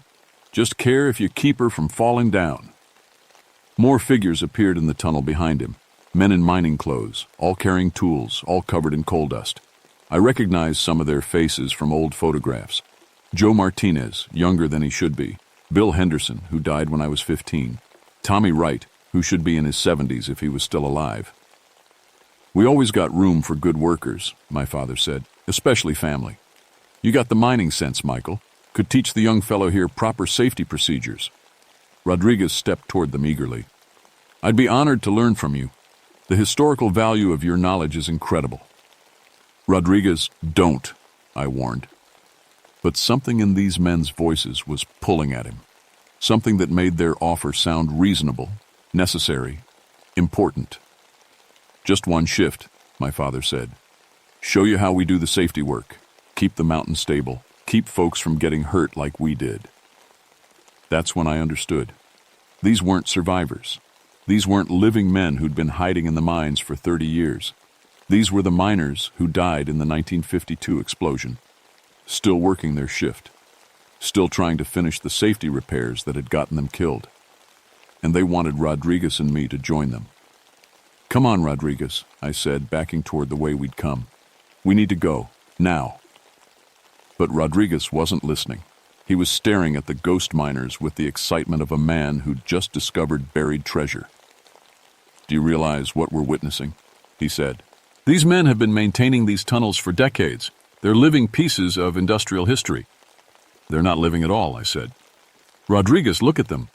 Really look." But the longer I stared, the more solid they seemed. My father looked exactly like I remembered him, except for the coal dust that never seemed to settle. The other miners moved with purpose, checking equipment, discussing work assignments, acting like men on a normal shift. "Got a timber support that needs setting," my father said to Rodriguez. "You got strong hands. Could use your help getting it positioned right." Rodriguez practically glowed with eagerness. "I studied historical mining techniques in college. I'd love to see authentic methods in practice." "Rodriguez, these men died in 1952, I said. "There was an explosion during safety work. It brought down half the mountain." My father's expression darkened. "Ain't died yet, son. Still got work to finish. That weak spot in Tunnel C needs shoring up, or the whole section comes down. Can't let that happen." Joe Martinez nodded seriously. "Been working on it for, well, feels like yesterday we started.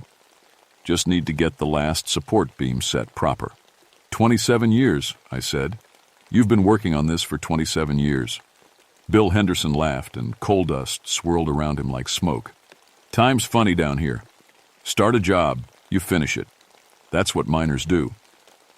Rodriguez was already following them deeper into the tunnel. "Show me the support work.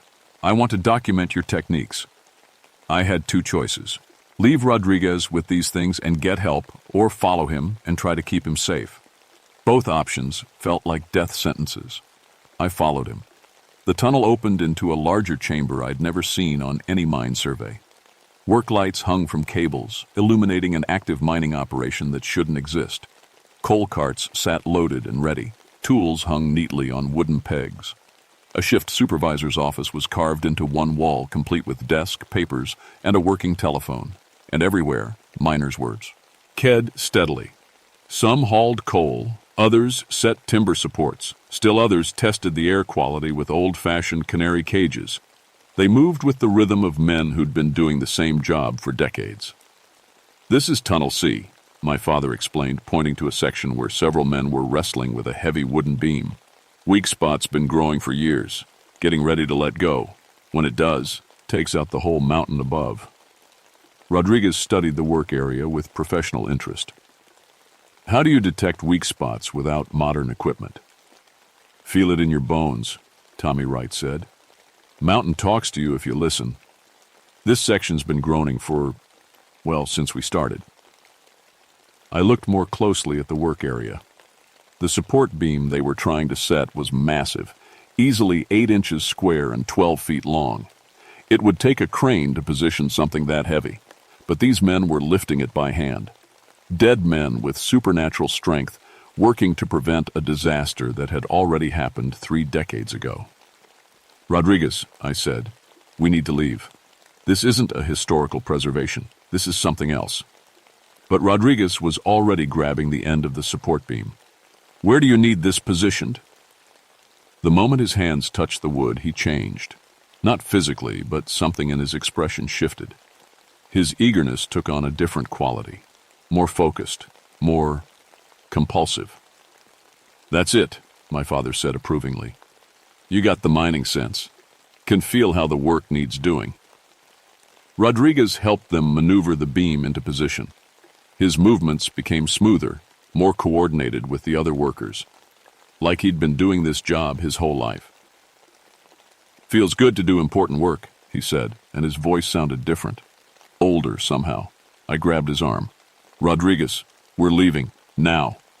He shook me off without looking away for the work. "Can't leave in the middle of a shift, Mike.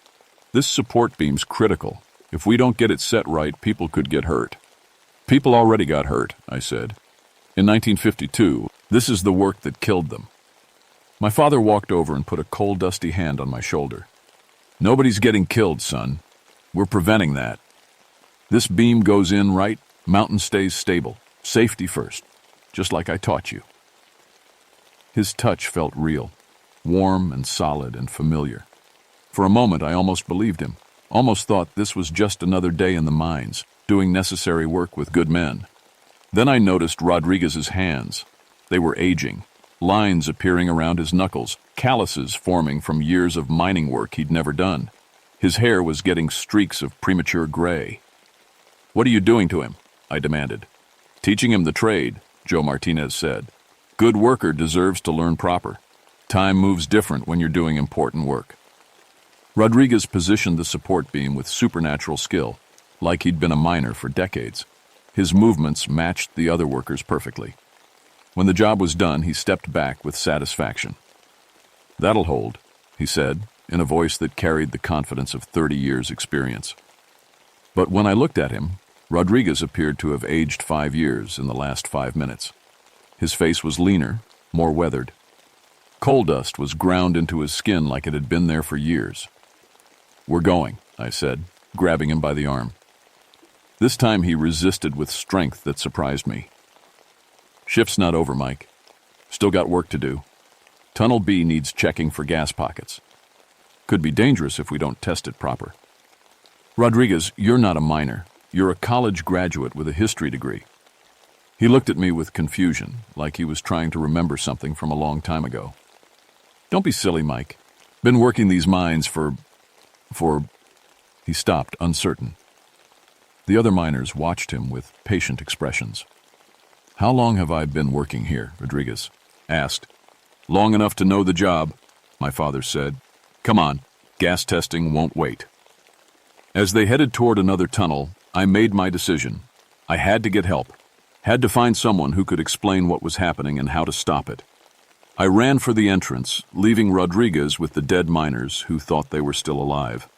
Behind me, I could hear them starting another work song, an old mining ballad about staying safe underground and always finishing your shift.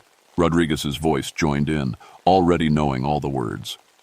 I made it to the surface just as the sun was setting. My radio still wasn't working right, just that strange chatter about shift changes and safety inspections. When I tried to call for backup, all I got was a voice reading mining safety regulations from 1952. I drove to the ranger station, but it was empty. A note on the door said the other rangers had gone to investigate unusual activity at the old mining sites.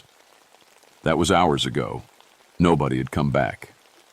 I was alone with whatever was happening in the mines. By the time I gathered emergency equipment and returned to Mine Shaft 7, it was full dark. The tunnel entrance glowed with warm yellow light, and I could hear the sounds of a busy shift in full swing. Multiple voices, working songs, the rhythm of productive labor. I went back down with a heavy heart, knowing I was probably walking into a trap. But Rodriguez was down there, aging into something that wasn't quite human anymore. And my father, or the thing wearing his face, was waiting for me. The main chamber was busier than before. At least 30 miners worked steadily under the electric lights. Some faces I recognized from old photographs, others were strangers. But they all had that same coal dust coating, that same timeless quality. And there, setting support timbers with expert skill, was Rodriguez. He'd aged another 10 years, in the hours I'd been gone. His hair was completely gray now, his face lined with the weathering that comes from decades underground. He moved with the easy competence of a man who'd spent his whole adult life mining coal. "Rodriguez," I called out. He looked up, and for a moment I saw confusion in his eyes, like he almost remembered something. "Mike? That you? Thought you weren't you just here? I left to get help. You've been down here for 6 hours. He frowned, checking a pocket watch that hadn't been there before. 6 hours? Feels like I've been working this shift for years. Got so much experience now. Know every tunnel, every weak spot, every place that needs shoring up." My father appeared beside him. "Rodriguez is turning into a fine miner. Natural talent for safety work. Could use more men like him." "He's not a miner," I said. "He's 26 years old with a college degree. You're killing him."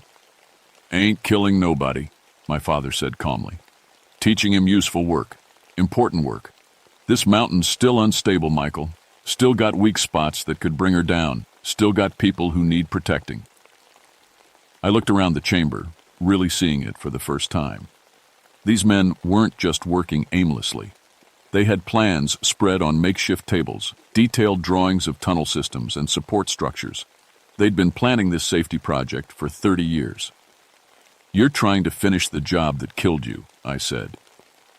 Bill Henderson nodded. "Smart boy. Always knew you had the mining sense. Yeah, we're fixing what went wrong. That explosion in '52 happened because we didn't get the support set right. Been working to correct that ever since." "But you died in that explosion," I said. "All of you. The supports failed, the mountain came down, and you were crushed." "Not yet we ain't," Joe Martinez said. "Still got time to get it right. Still got work to do." Tommy Wright pointed to a section of tunnel where several men were installing massive wooden beams. "Get this last section shored up proper, and the weak spots are covered." Said, "Mountain stays stable. Nobody else gets hurt." "Rodriguez," I said, "you have to remember who you are. You're not a miner. You work for the Park Service. You have a life outside these tunnels." He stared at me with eyes that held decades of underground experience. "Don't know what you're talking about, Mike. Been mining since I was 18. Know these tunnels better than my own home." That's when I understood the trap. These men weren't evil. They weren't trying to hurt anybody. They were doing exactly what they'd always done. Important, dangerous work to keep people safe. But they were dead.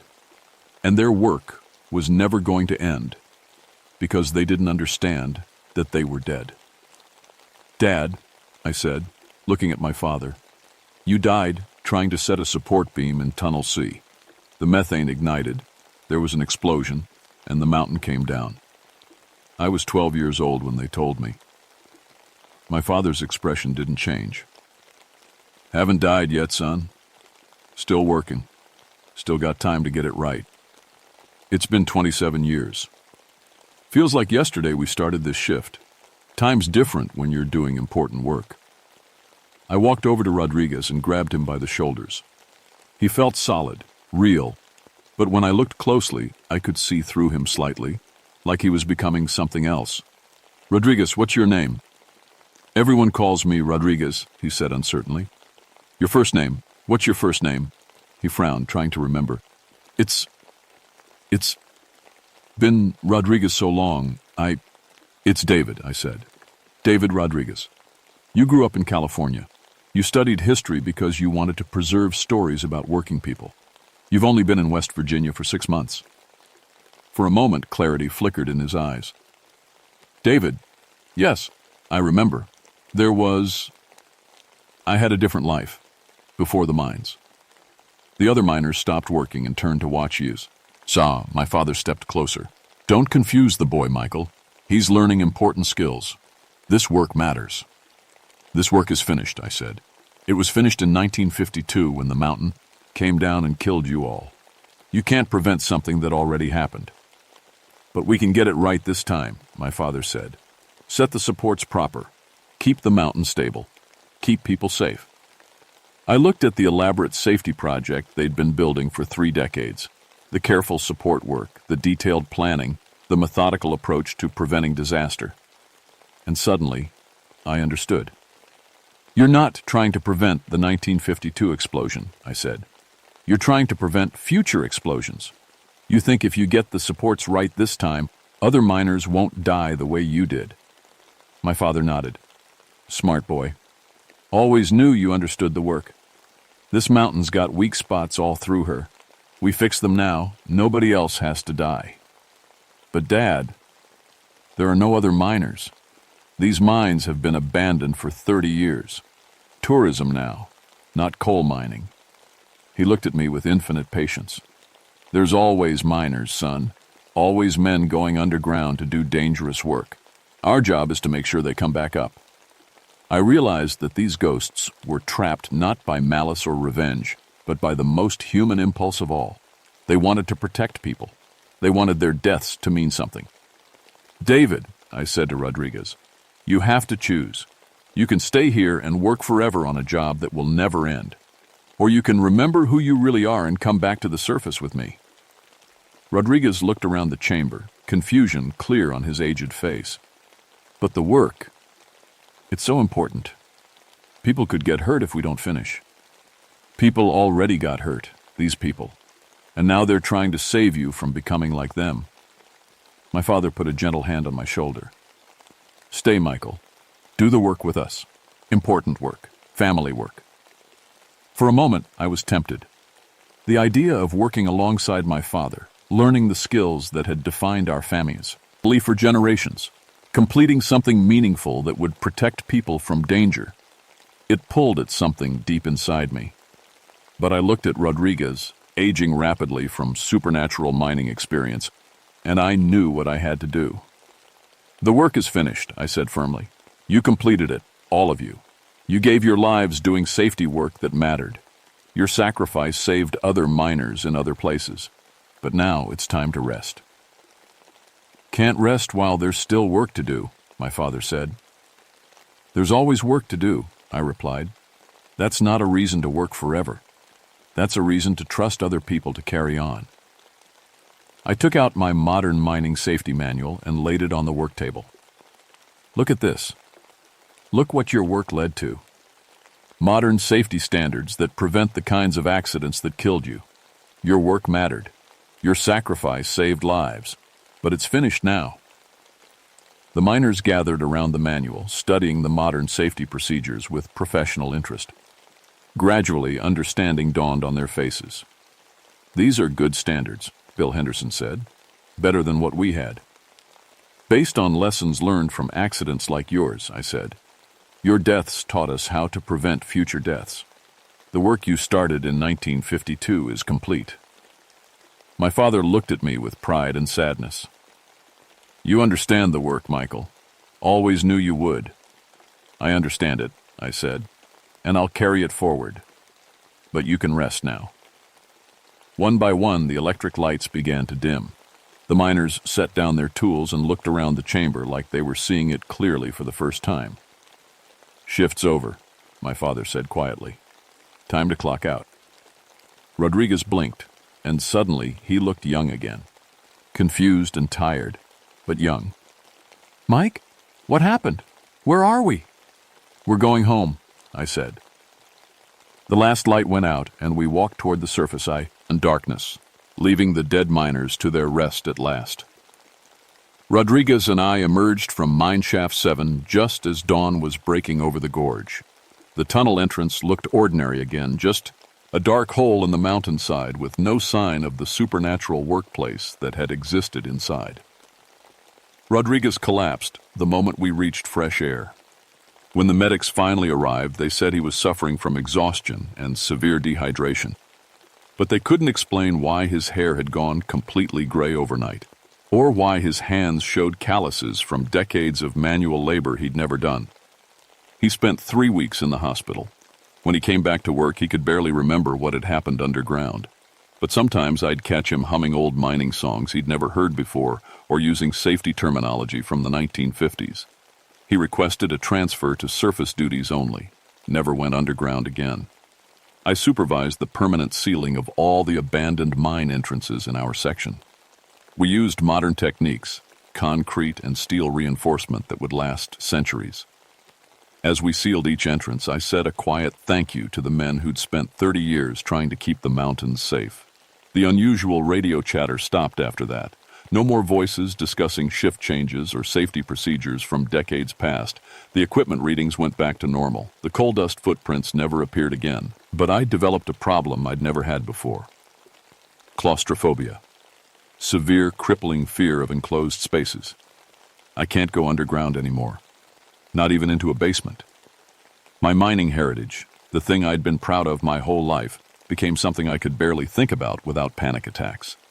I requested reassignment to surface interpretation only.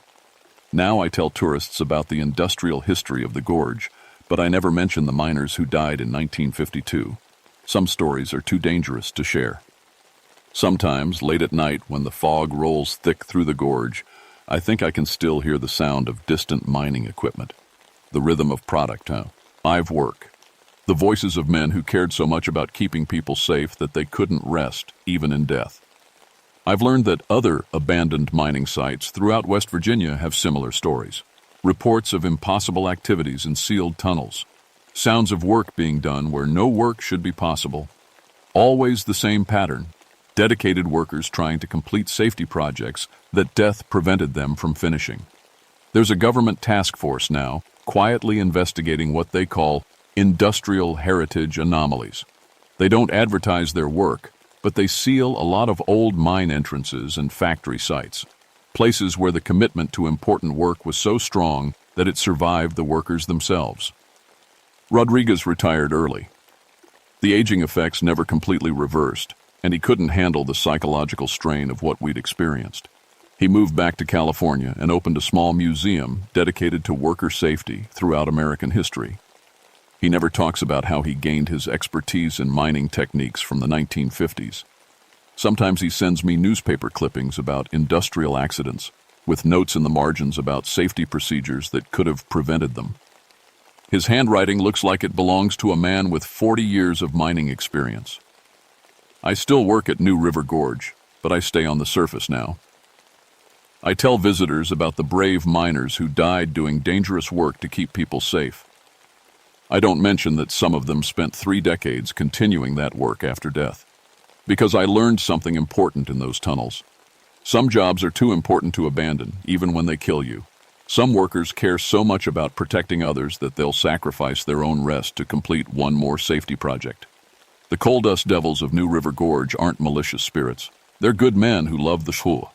Our work so much that death couldn't make them clock out. They're at rest now, I think. I hope. But late at night, when the fog is thick and the gorge is quiet, I sometimes wonder if there are other mining sites with similar problems. Other places where dedicated workers are still trying to finish just one more safety project. And I wonder what would happen if they succeeded. If all the industrial ghosts throughout America finally completed their eternal shifts and clocked out for good. Would the mountains be safer? Would the factories run more smoothly? Would the bridges and tunnels and mines built by living workers benefit from the supernatural expertise of the dead? I don't know. But I do know that somewhere in these mountains, there are sealed mine entrances that will stay sealed forever. Because the men who died protecting miners in 1952 finally finished their work in 1979. Their shift is over. Their duty is complete. But mine continues. Every day, I tell visitors about the industrial heritage of New River Gorge, about the dangerous work that built America and the brave people who did it. I just don't tell them about the ones who are still working. Some stories are too important to share, and some work is too dangerous to disturb. The dead have earned their rest. It's our job now to carry on the work of keeping people safe, just like my father taught me, before he died, trying to shore up a tunnel that would save lives. Some lessons transcend death. Some responsibilities pass from father to son. And some work is so important that it never really ends. It just gets handed down to the next generation of workers who understand what matters. My name is Michael Ashford, and I've been a park ranger at New River Gorge for 18 years. Long enough to know that the most dangerous thing about old mines isn't cave-ins or gas leaks. It's the good men who died doing important work and never learned how to rest.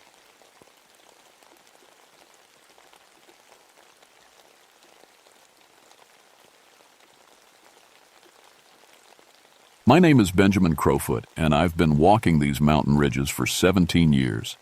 Folks around here call me Ben, and I'm a park ranger for the Monongahela National Forest in West Virginia. My job is simple: keep people safe in the wilderness. But after what happened last October, I'm not sure anyone is really safe down in those caves. I was born and raised in these mountains. My daddy worked the mines, just like his daddy before him. But I saw what the darkness underground did to my family. My little brother Tommy died in a cave-in when I was 25. After that, I swore I'd spend my life getting people out of tight spots, not digging deeper into them. That's how I became a cave rescue specialist.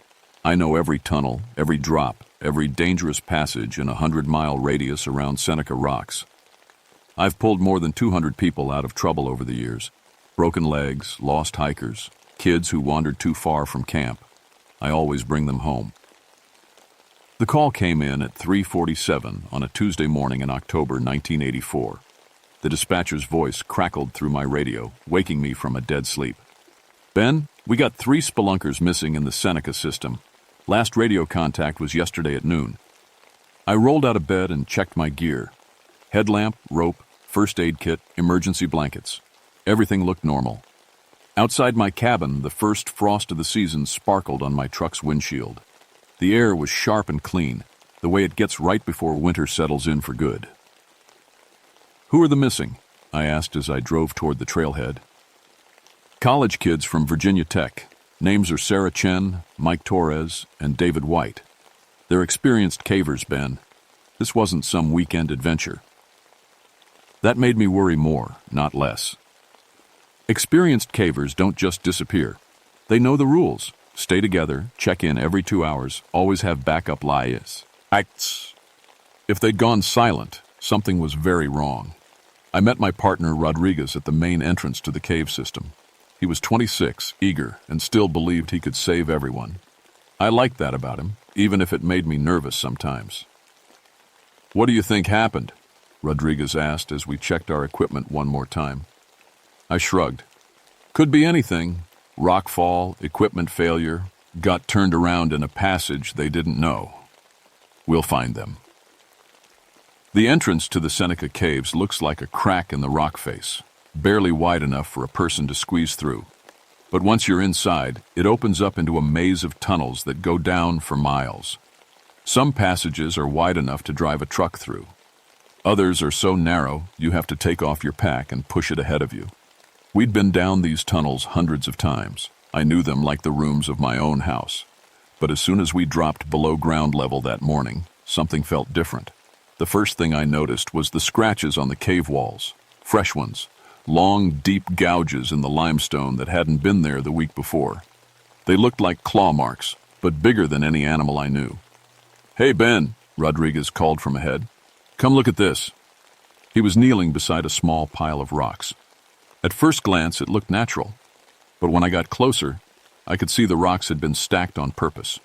Someone had built a little cairn, like the trail markers hikers use. "That's weird," I said. "This passage doesn't go anywhere important." Rodriguez picked up one of the rocks. Underneath was a small piece of carved wood. It was rough, like someone had whittled it with a pocket knife, but the carving was detailed. A tiny bird with its wings spread wide. "Sarah Chen was studying art," Rodriguez said quietly. "Maybe she dropped this."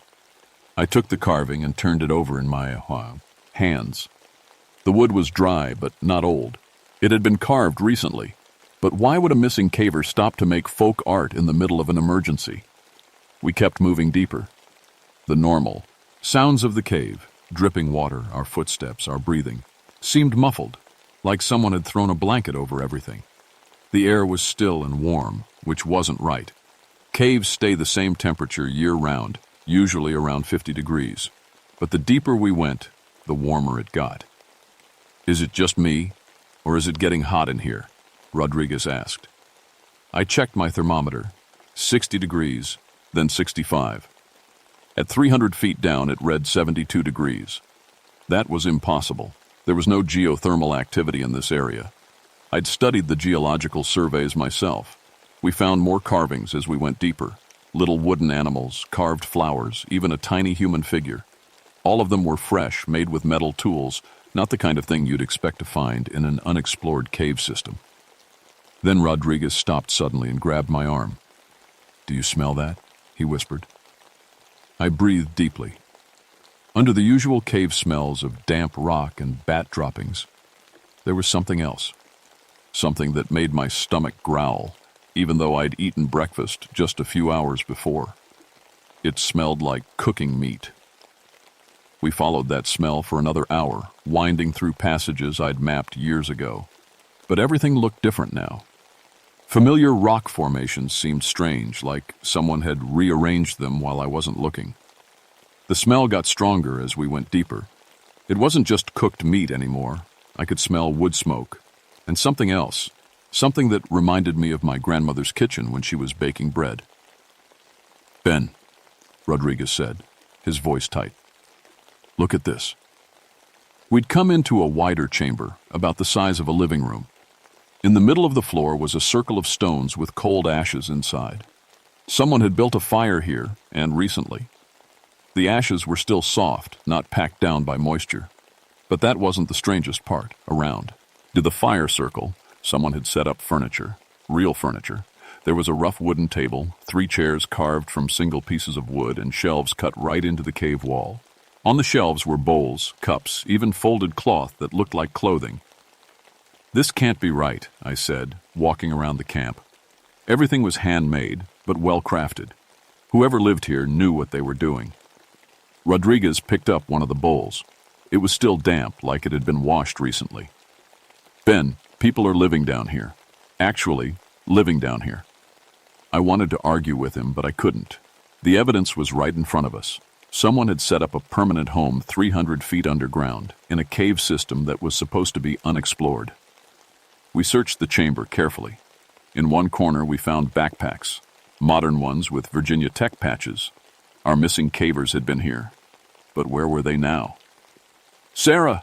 Mike! David!" I called into the darkness beyond the chamber. My voice echoed back, but there was no answer. Rodriguez was examining the shelves when he went very still. "Ben, you need to see this."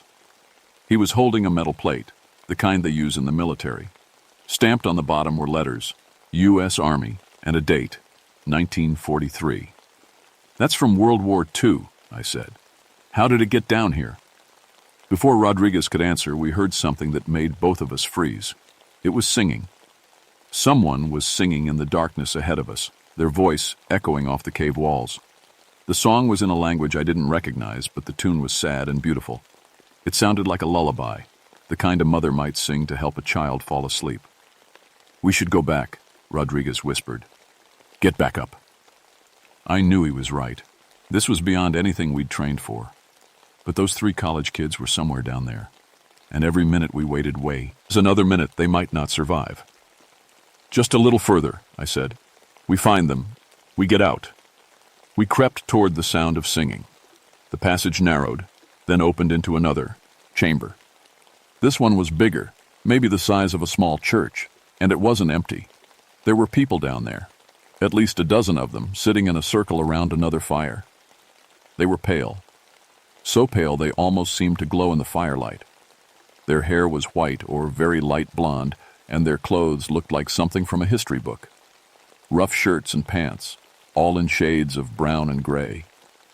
They were singing together, their voices blending in perfect harmony. It was the most beautiful sound I'd ever heard, and the most terrifying. In the middle of their circle sat 3 people in modern clothes: Sarah, Mike, and David, our missing cavers. But they weren't tied up or hurt. They were singing along, their faces peaceful and happy. Rodriguez started to stand up, ready to call out to them. I grabbed his shoulder and pulled him back down behind the rocks where we were hiding, because I'd noticed something about the pale people that made my blood run cold. Their eyes reflected the firelight like an animal's, and when they turned their heads, I could see that their pupils were huge, adapted for seeing in complete darkness. These weren't normal people. These were something else entirely. The singing stopped suddenly. One of the pale people, an older man with a long white beard, stood up and looked directly at our hiding spot. "Come out, friends," he said in perfect English with a slight accent I couldn't place. "We know you're there." Rodriguez looked at me, his eyes wide with fear. We had 2 choices: run or face whatever these people were. I thought about the 3 college kids sitting peacefully by the fire. They didn't look like prisoners. I stood up slowly, my hands visible and empty. Rodriguez did the same. "We're park rangers," I said. "We're looking for the missing cavers." The old man smiled, and his teeth were perfectly white. "You found them. As you can see, they are safe and well cared for." Sarah Chen looked up at us and waved. She was smiling, but there was something wrong with her eyes. They had the same reflective quality as the pale people's eyes. "Hi, Rangers," she called. "You don't need to rescue us. We're fine here. Better than fine, actually." Mike and David nodded agreement. They looked healthy and relaxed, but different somehow, like they'd changed in some fundamental way during their time underground. "We need to take them back to the surface," I said to the old man. "Their families are worried." The old man nodded thoughtfully. "Of course. But first, you must rest. You've had a long journey down here. My people will prepare food. We have much to discuss." Other pale people were moving around us now, not threatening, but clearly making sure we wouldn't leave easily. They moved silently, like ghosts, and their huge dark eyes never left our faces. "We really should be going," Rodriguez said nervously. "Nonsense," the old man said. "It's dangerous to travel these caves when you're tired. Rest first, then we'll talk about what comes next." The old man introduced himself as Wilhelm. He spoke English perfectly, but with an accent that sounded German. He led us deeper into the cave system, through passages I'd never seen before despite 17 years of exploring these mountains. "How long have you been down here?" I asked as we walked. Wilhelm smiled. "Time moves differently underground, Ranger Crowfoot. We measure our lives by the seasons of the deep places, not by the sun you worship above." That wasn't really an answer, but something about Wilhelm's calm voice made it hard to ask follow-up questions. Rodriguez walked beside me, but he seemed distracted, like he was listening to something I couldn't hear. The passage opened into a cavern so large my headlamp couldn't reach the walls, but it wasn't empty. It was full of buildings. Not buildings, exactly. More like structures carved directly out of the living rock. Homes, workshops, even what looked like a small church, all connected by stone pathways. Oil lamps and torches provided flickering light, casting dancing shadows on the cave walls. "Welcome to our village," Wilhelm said proudly. "Home to 53 souls, and growing." People came out to look at us, men, women, even children. All of them had that same pale skin and those huge dark eyes. They wore simple clothes and moved with the quiet grace of people who'd spent their whole lives walking on stone. A little girl, maybe 6 years old, ran up to Rodriguez and tugged on his shirt. She said something in what sounded like German. Rodriguez smiled and answered her in the same language. I stared at him. "Since when do you speak German?" Rodriguez blinked, looking confused. I don't know. I don't remember learning it." Wilhelm nodded approvingly. "The deep places teach us many things, young ranger. They open our minds to knowledge we didn't know we possessed." Sarah, Mike, and David were waiting for us in the center of the village. They looked completely at home here, like they'd been living underground their whole lives. Sarah was wearing one of the rough brown dresses, and her skin already looked paler than I remembered. "Isn't this amazing?" she said when she saw us. "They've built an entire civilization down here. They have farms, workshops, even a school for the children." "How is that possible?" I asked. "What do you eat? Where does your water come from?" Wilhelm gestured around the cavern. "The deep places provide everything we need. Mushrooms that grow without sunlight, fish from the underground rivers, fresh water from springs that never run dry. We've learned to live in harmony with the darkness." He wasn't wrong. I could see gardens growing in the soft earth, tended by pale people who moved between the rows of strange plants I didn't recognize.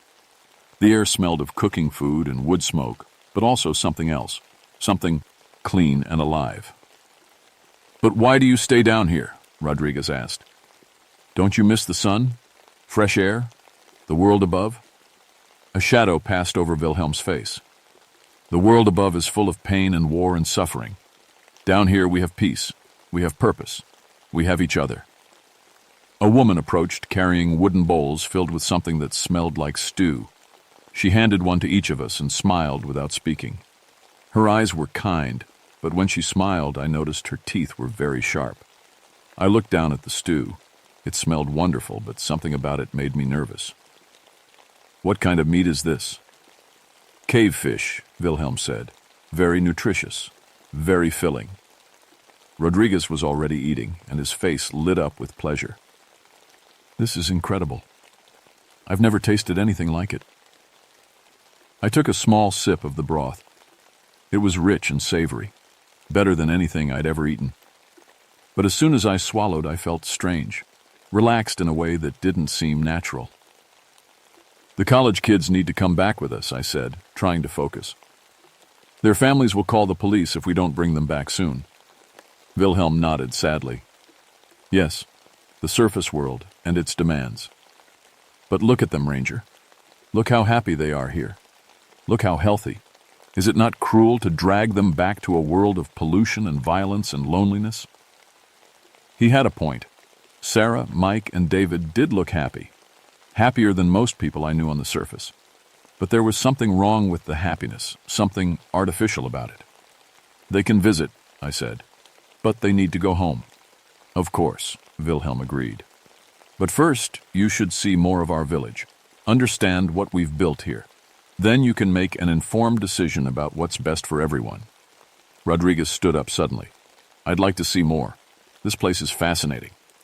That surprised me. Rodriguez was usually eager to get back to the surface after a rescue. He didn't like being underground for long periods. Wilhelm smiled and clapped Rodriguez on the shoulder. "Excellent. Maria will show you around. She speaks excellent English." A young woman with white blonde hair stepped forward and took Rodriguez's arm. She led him away toward what looked like workshops carved into the cave wall. "What about our radio check-in?" I called after him. "We're supposed to report back every 2 hours." Rodriguez turned and looked at me with those strange, reflective eyes. "The radios don't work down here anyway, Ben. You know that." He was right. The deeper parts of the cave system were dead zones. No radio signals could get through all that rock. Wilhelm gestured for me to follow him toward the church-like structure. "Come, Ranger Crowfoot. Let me show you something that might interest you." Inside the stone church, the walls were covered with carvings. Some looked Christian, crosses and images of Jesus. But others were older, stranger. Symbols I didn't recognize mixed with pictures of underground rivers and cave systems. My people have been guardians of the deep places for many generations, Wilhelm said. We came here during the war seeking refuge from the madness above.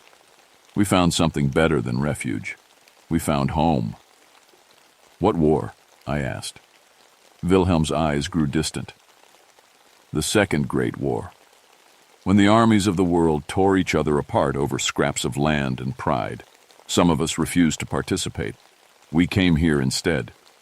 That would make Wilhelm at least 60 years old, but he looked 40 at most. The pale people seemed ageless, like the darkness had preserved them. There was a prisoner of war camp near here, I said slowly, remembering the history. German prisoners, 1943 to 1946. Wilhelm smiled. You know your local history? Yes, some of us were prisoners. Others were guards who grew tired of guarding. We found each other in the deep places, and we found peace. It was starting to make sense. During World War II, there had been a POW camp about 20 miles from Manskas, from here. According to the records, 23 prisoners had died in a cave-in while working on a construction project. But maybe they hadn't died. Maybe they'd just never come back up. How many people are down here? I asked. 53 souls, Wilhelm repeated. Though we hope to be 55 soon. The way he said it made my skin crawl. What do you mean? Wilhelm turned to face me fully. In the flickering torchlight, his pale face looked almost skull-like. Your partner, Rodriguez, is already beginning to understand the truth about the surface world. How empty it is. How meaningless. The 3 students have seen it too. And you, Ranger Crowfoot, you've lost someone to the darkness above, haven't you? Someone who died because of the surface world's cruelty? My brother Tommy's face flashed in my mind. He died in a mine collapse when I was 25, crushed under tons of rock while digging coal to heat houses and power cities that didn't care about him. How do you know about that? I whispered. The deep places whisper many secrets to those who listen, Wilhelm said. Down here, your brother would still be alive. Down here, we protect each other from the grinding machinery of the world above. He was right, and that terrified me. Tommy would be alive if he'd never gone down into those mines. But this wasn't the answer. This was just another kind of death. I need to find Rodriguez, I said. We need to leave. Now. Wilhelm sighed sadly. If you insist. But first, let me ask you one question. In 17 years of rescue work, how many people have you truly saved? How many went back to the surface only to die in car crashes, drug overdoses, suicides? How many would have been better off staying lost?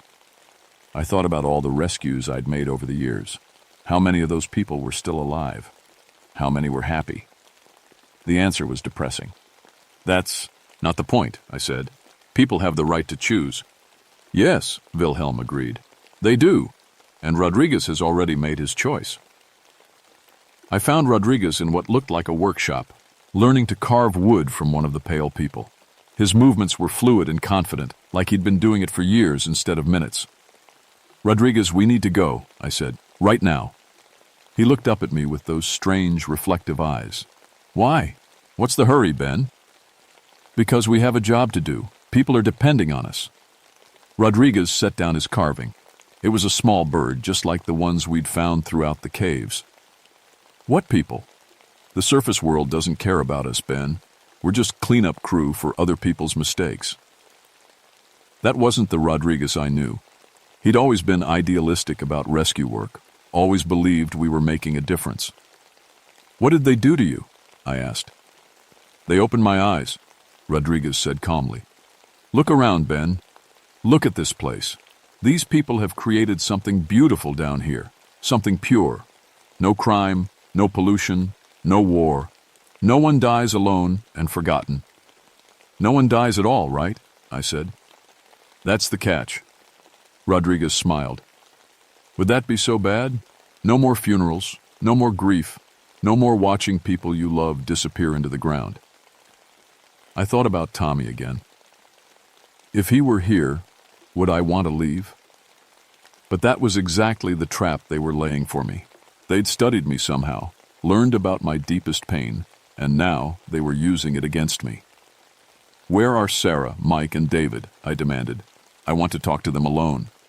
They're in the learning chambers, Rodriguez said. Wilhelm is teaching them about the deep places, about how to listen to the caves and understand what they're saying. I didn't like the sound of that. Show me. Rodriguez led me through more carved passages to a chamber where the 3 college students sat in a circle around Wilhelm. Their eyes were closed and they were breathing in perfect unison. Wilhelm was speaking in German, his voice low and hypno. What's he doing to them? I asked. Teaching them to hear the voice of the deep places, Rodriguez said. The caves are alive, Ben. They have consciousness, awareness. Wilhelm is showing them how to commune with that intelligence. Sarah opened her eyes and looked directly at me. When she spoke, her voice was different, deeper, with a slight echo. The surface world is dying, Ranger Crowfoot, she said. The air is poison, the water is contaminated, the soil is depleted. Down here, everything is clean and eternal. That's not Sarah talking, I said to Rodriguez. That's Wilhelm, or this place, or something else. Rodriguez shook his head. That's Sarah seeing clearly for the first time in her life. Mike and David opened their eyes too. They all had that same reflective quality now, like their pupils had been replaced with mirrors. We're not going back, Mike said. There's nothing for us up there. What about your families? I asked. Your friends? Your futures? David laughed, but it wasn't his laugh. It was too old, too knowing. What futures? Working jobs we hate to buy things we don't need to impress people we don't like? Down here we have purpose. We're part of something greater than ourselves. Wilhelm stood up and walked over to me. You see, Ranger Crowfoot? They choose to stay, just as your partner chooses to stay, just as you will choose to stay once you understand what we're offering. And what's that? Community, Wilhelm said. Safety.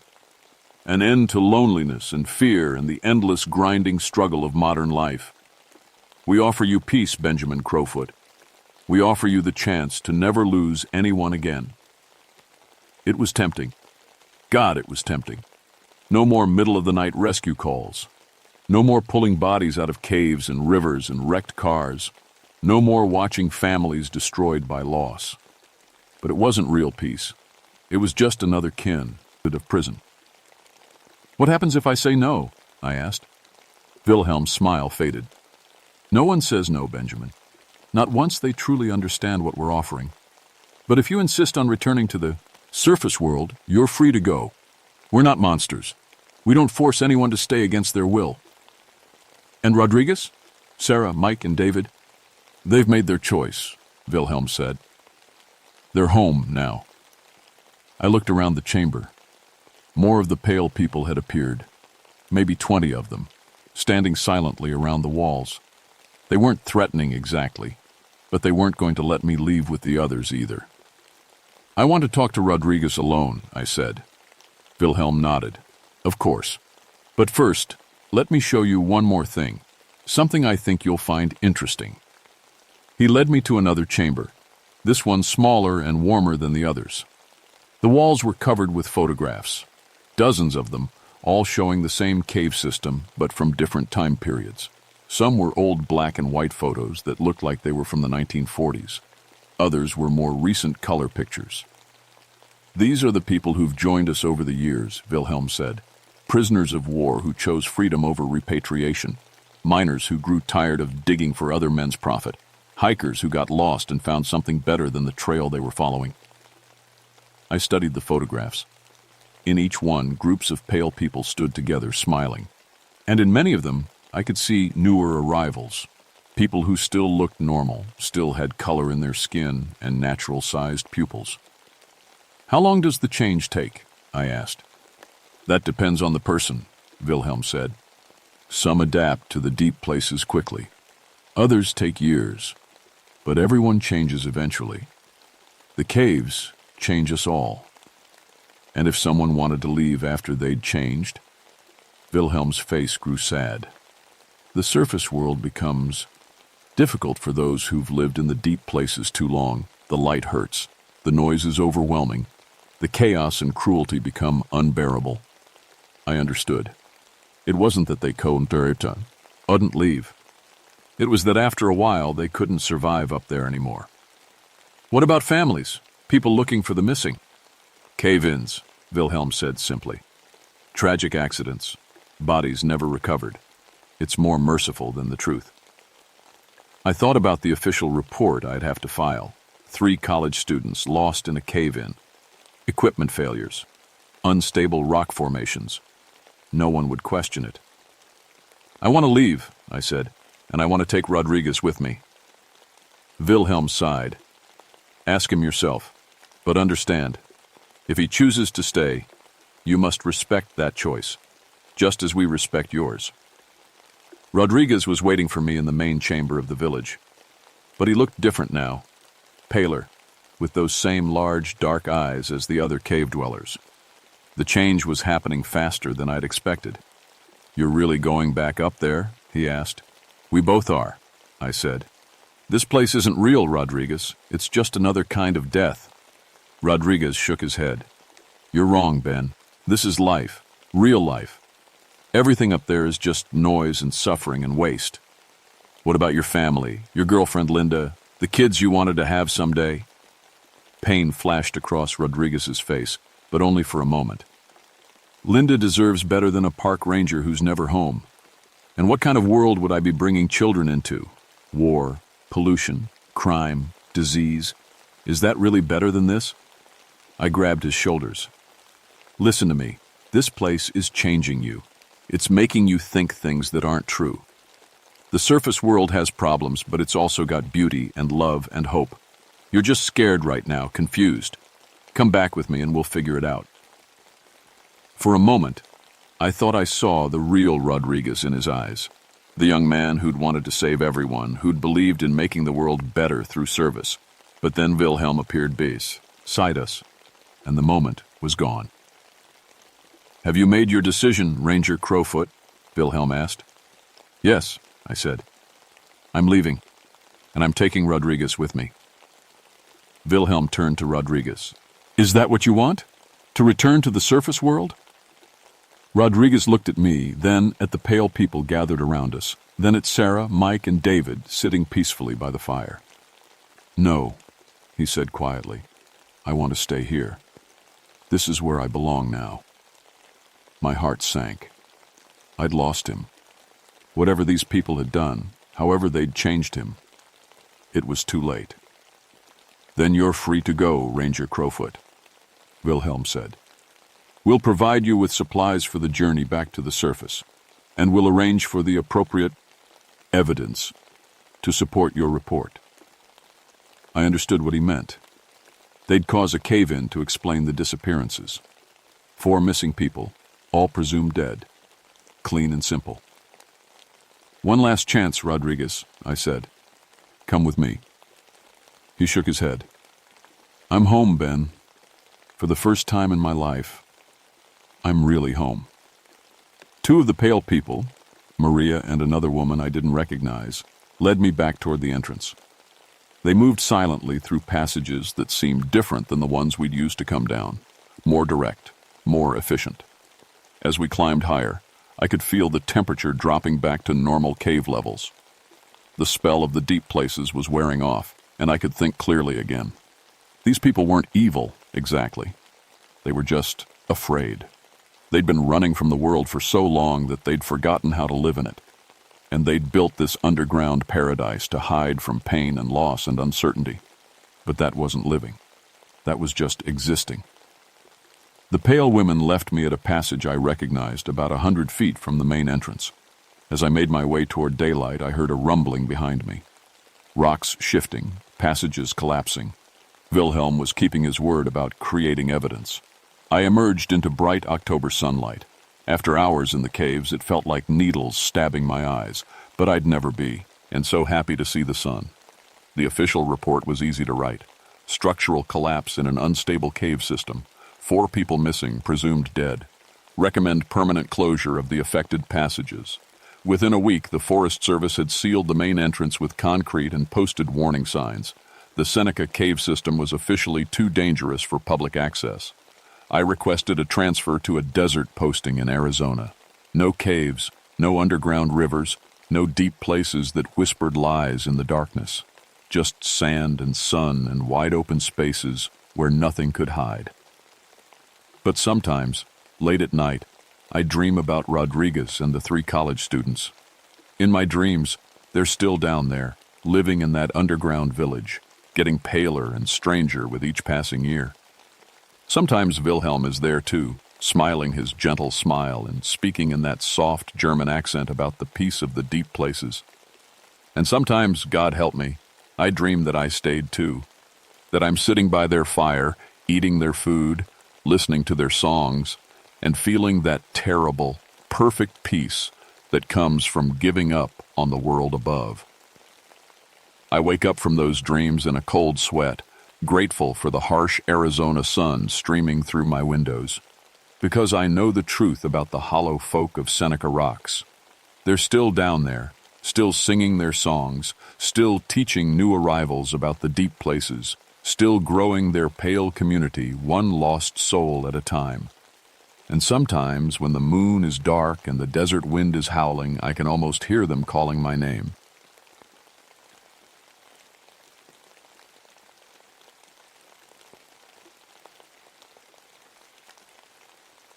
My name is David Timberline, and I've been protecting the forests of West Virginia for 20 years now.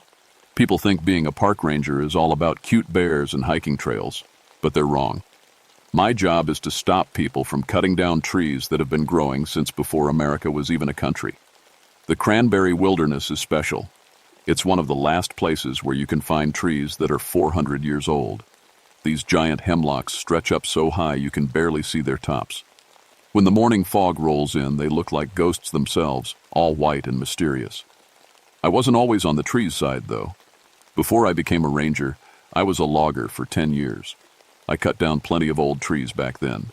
Maybe that's why I work so hard to protect them now. I know what it's like to hear a 300-year-old tree crash to the ground. The sound haunts you. It was April of 1988 when everything changed.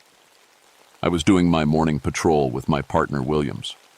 He was young, maybe 25, and still excited about everything. He loved learning about the old ways of doing things, how people used to live before machines took over. "Look at this, Dave," Williams called out. He was standing next to a massive hemlock that had to be 400 years old, or rather, where it used to stand. Now it was lying on the ground, cut clean through. I walked over and knelt down to look at the stump. My blood went cold. The cut marks weren't from a chainsaw. They were from an old crosscut saw, the kind loggers used 100 years ago. You could see the marks where 2 men had worked the saw back and forth. "Who would use an old saw like this?" Williams asked. I stood up and looked around. There were no tire tracks, no footprints, nothing. Just this giant tree lying there like it had been cut by ghosts. "Maybe someone's doing a historical demonstration," said. But even as I said it, I didn't believe it. You need permits for that kind of thing.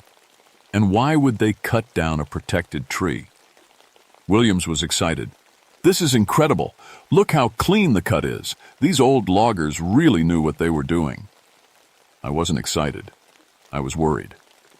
Someone had cut down a tree that was older than our entire country, and they'd done it in the middle of the night without anyone seeing or hearing them.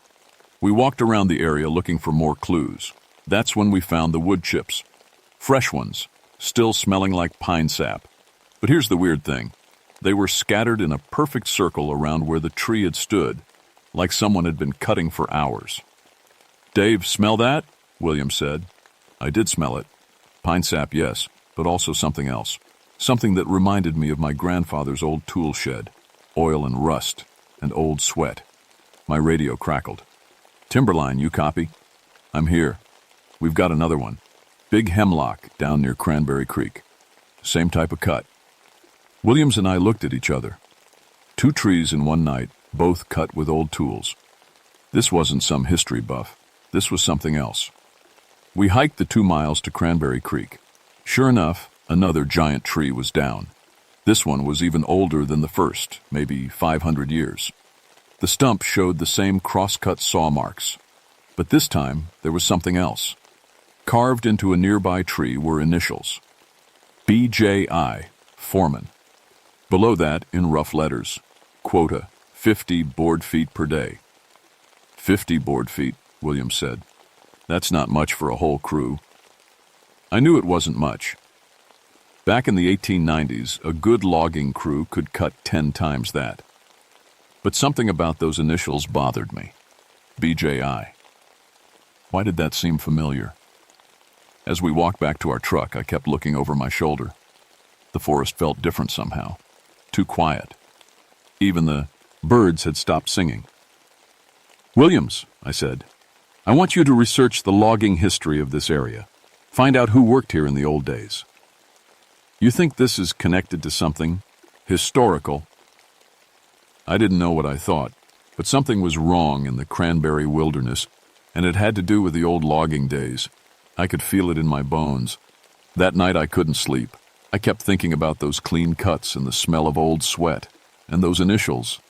BJI, I'd seen them somewhere before. Finally, I got up and went to my bookshelf.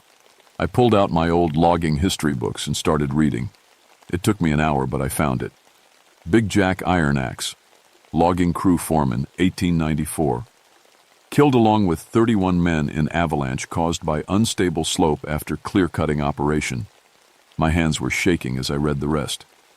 The avalanche had happened right here in the Cranberry area. 31 loggers had died trying to meet their quota so they could pay their families' winter debts. I looked at the clock. It was almost midnight. Outside, the wind was starting to pick up, and I could hear something that made my blood freeze. The sound of a cross-cut saw. The next morning, I called Williams early. Meet me at the office. We need to talk. When he showed up, he was more excited than ever. Dave, I've been researching all night. Did you know they had a whole logging camp here in 1894? I know about Big Jack Iron Axe, I said. Williams' eyes went wide. You found him too? Isn't it amazing? He was famous for being able to cut more timber than any other foreman in West Virginia. Williams, he's dead. He died in an avalanche along with his whole crew. I know that, Williams said, looking confused. But someone's using his techniques. Maybe it's his descendants or something. I wanted to believe that. I really did. But deep down, I knew it was something else.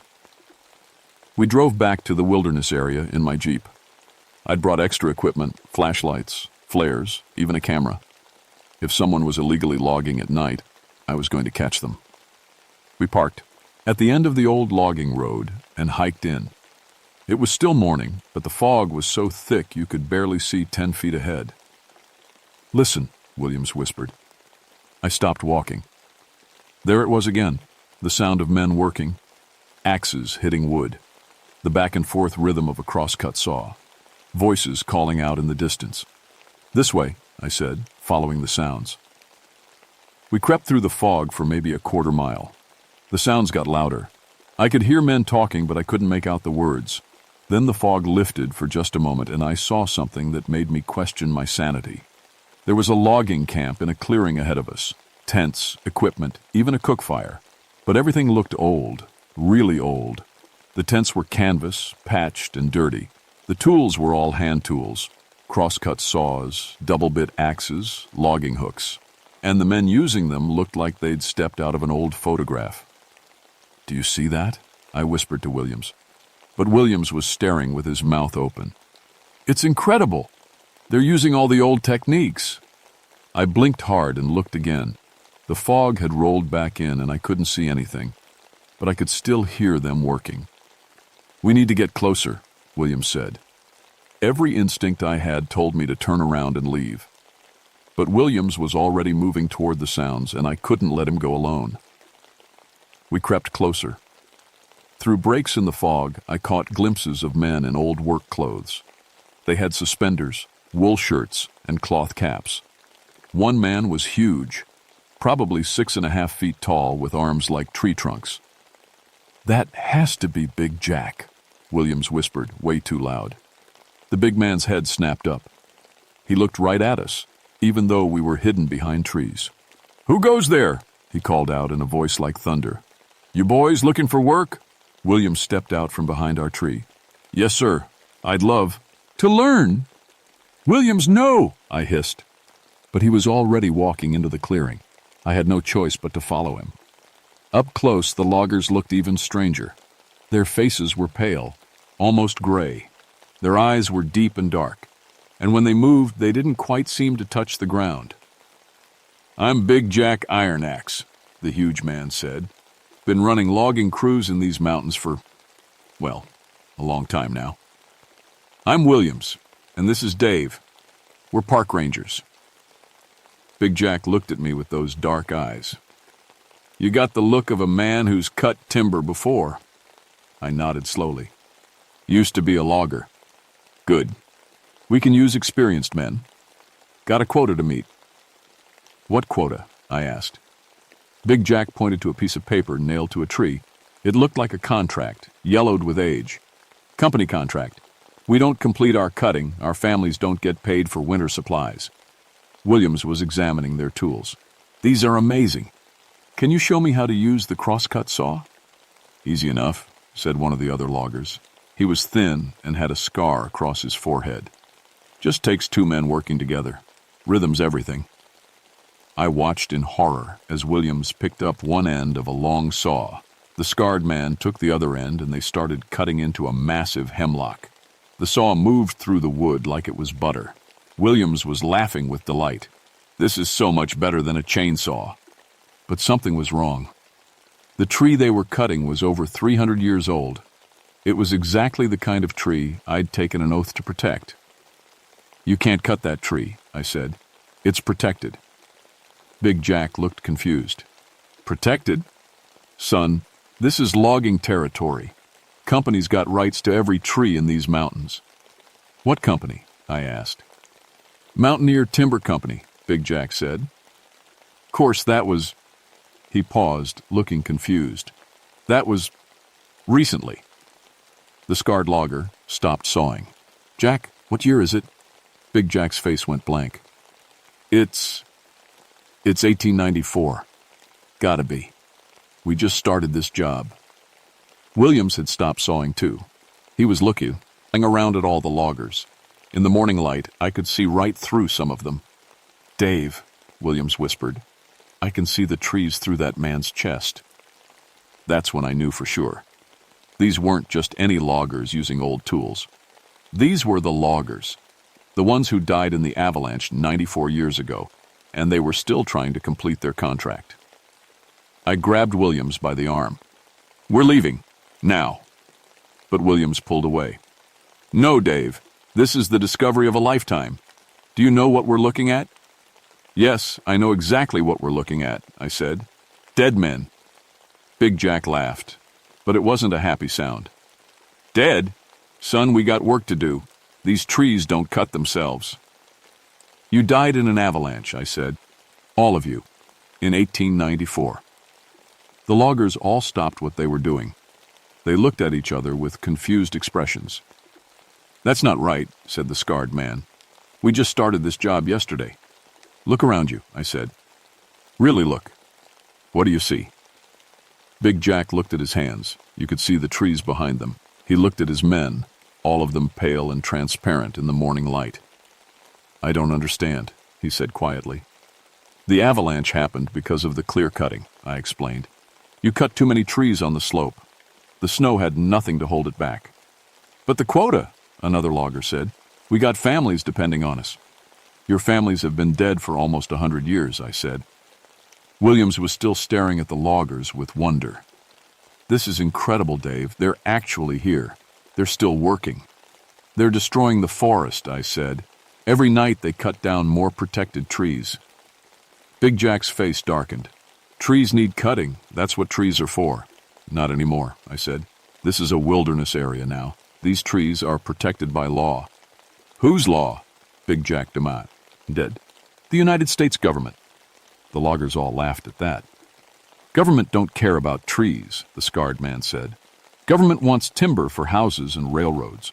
Realized they were still thinking like it was 1894. They didn't know about environmental protection or conservation.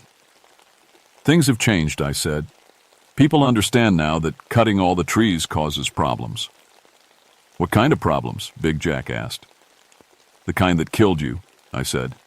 Avalanches, floods, soil erosion. When you cut all the trees, the whole mountain becomes unstable. Big Jack looked uncertain for the first time. That can't be right. Trees are just trees. William stepped forward. Actually, Dave's right about the environmental science. Trees hold the soil together with their roots. They prevent erosion and landslides. You shut your mouth, boy, Big Jack growled. We know logging. Been doing it our whole lives. But you're not alive, I shouted. You're dead. You died because of your logging. That made Big Jack angry. Really angry. He picked up his axe, and even though you could see through him, the axe looked solid enough. Nobody calls Big Jack Iron Axe a liar, he said. The other loggers picked up their tools too. Suddenly, Williams and I were surrounded by angry dead men with sharp objects. We should go, I whispered to Williams. But Williams was fascinated. Wait, Big Jack, what if we could show you what happened? What if we could prove Dave is telling the truth? Williams, don't. There's a way to check, Williams said. We could go to where the avalanche happened. Look for evidence. Big Jack considered this. If you're lying to us, you'll regret it. I'm not lying, Williams said, but I want to learn your techniques first. Will you teach me? I couldn't believe what I was hearing. Williams wanted to learn logging from dead men. Williams, we need to leave, I said. Just for a little while, Dave. Think about what we could learn. Big Jack smiled, showing teeth that were gray and cracked. The boy's got sense. We'll teach him pras. Oper logging. Then we'll settle this question about avalanches. The next few hours were like a nightmare. I watched Williams learn to use tools that hadn't been made in a century. The ghost loggers taught him songs they used to sing while working.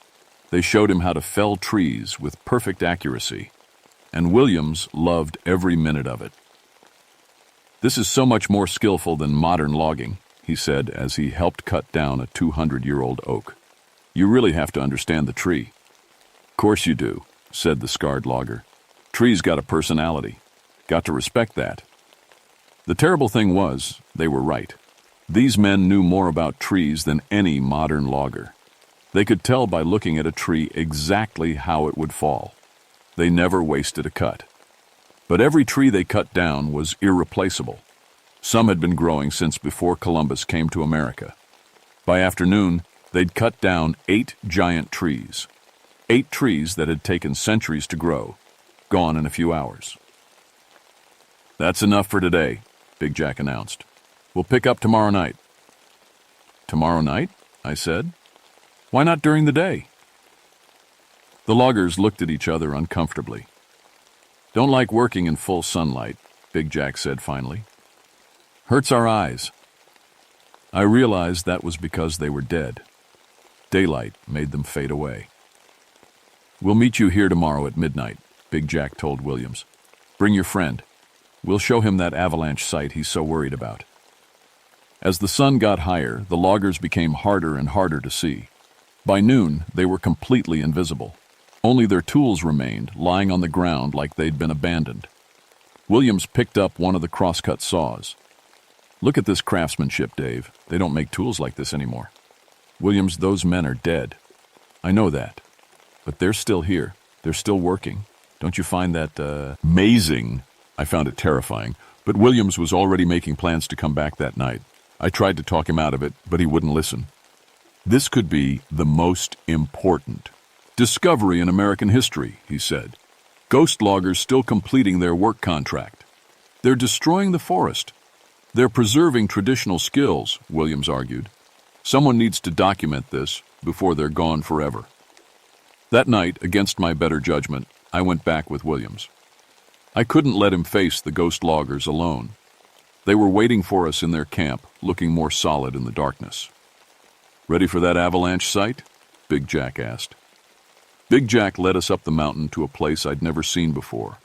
It was a steep slope covered with young trees, maybe 50 or 60 years old. This is where we were working the day of the accident, Big Jack said. Or the day we think it happened. Memory gets fuzzy. I looked around. The slope was steep, but it was covered with trees now. In 1894, it would have been bare rock and mud. You clear-cut this whole slope, I said. Course we did. That's what clear-cutting means, said the scarred logger. Take every tree. Williams was examining the ground. Dave, look at this. He'd found something buried in the leaves. It was a piece of wood with metal attached, part of an old logging tool. There's more over here, I said. I'd found pieces of a tent, some rusty metal, and what looked like part of a boot. The avalanche buried your camp, I said to Big Jack, with all of you in it. Big Jack looked confused. But we're here. We're working. Your bodies are here, Williams said softly, buried under tons of rock and snow. We spent the next hour finding more evidence, pieces of equipment, personal belongings, even some bones. It was clear that a massive avalanche had swept down the mountain and buried everything. This is the tree line from 1894, I said, pointing to where the old growth ended and younger trees began. You can see exactly where the clear-cutting stopped. The ghost log. Ears were quiet now, looking at the evidence. When you cut all the trees, I explained, their roots weren't there to hold the soil together. The first big snow of winter started sliding down the bare slope. It picked up rocks, dirt, everything. By the time it reached your camp, it was like a moving mountain. Our families, Big Jack said quietly. Did they get the money? Williams and I looked at each other. Big Jack, Williams said gently. The company probably went out of business after losing a whole crew. Your families never got paid. That was the moment everything changed. Big Jack's face twisted with rage and grief. You mean we died for nothing? He roared. Our families suffered through winter with no money? I'm afraid so, I said. Big Jack picked up his axe. Then we gotta finish the job. We gotta complete the contract. Big Jack, no, Williams said. The contract doesn't matter anymore. Your families are gone. Everyone you knew is gone. But Big Jack wasn't listening. Boys, he shouted to his crew, we got trees to cut. We got quotas to meet. The ghost loggers picked up their tools and started marching back down the mountain. They were going to cut down more trees, and nothing we said was going to stop them. We have to do something, Williams said. Like what? How do you stop dead men? Williams thought for a moment. What if we destroyed their tools? We tried. We grabbed their cross-cut saws and axes and threw them in the creek. But the next morning the tools were back in the ghost camp, dry and ready for use. For the next week the ghost loggers worked every night. They cut down tree after tree, giant oaks, ancient hemlocks, maples that had been growing since the Revolutionary War. Williams became obsessed with them. He'd sneak out to their camp every night to watch them work. Sometimes he'd help them cut trees. You're becoming one of them, I warned him. Don't be ridiculous, Williams said. But his skin was getting paler, his eyes were getting darker, and he'd started talking about meeting quotas. I knew I was running out of time. The ghost loggers were destroying the forest, and they were stealing William's soul in the process. That's when I had an idea. A dangerous idea, but it might be the only way to stop them. On the next full moon, I went to their camp alone. Big Jack was surprised to see me without Williams. Where's the boy? He asked. Sick, I said, but I want to make you an offer. What kind of offer? I'll help you finish your contract, I said. But first, you have to listen to something. I pulled out a tape recorder I'd borrowed from the Park Service. This is a recording from 1952. It's an interview with the last survivor of your avalanche. That's impossible, Big Jack said. Nobody survived. One person did. A young boy who was visiting the camp with his father. He was outside when the avalanche hit. I pressed play. An old man's voice came out of the speaker. I was only 8 years old when I saw it happen. My pa worked for Big Jack Iron Axe's crew. I wasn't supposed to be there, but Pa brought me along that day. I was playing by the creek when I heard this rumbling sound. I looked up the mountain, and there was this wall of snow and rocks coming down, higher than the trees. It hit the camp so fast nobody had time to run. I found my pa 3 days later when the rescue team dug him out. He was still holding his axe. The ghost loggers were all listening now, their faces pale with memory. The old man's voice continued. The worst part was what happened to the families. The company said it wasn't their fault that the men had been careless. They didn't pay any death benefits. Most of the widows lost their homes. Some of the children starved that winter. Big Jack dropped his axe. No, that can't be true. It is true, I said. And you know what else is true?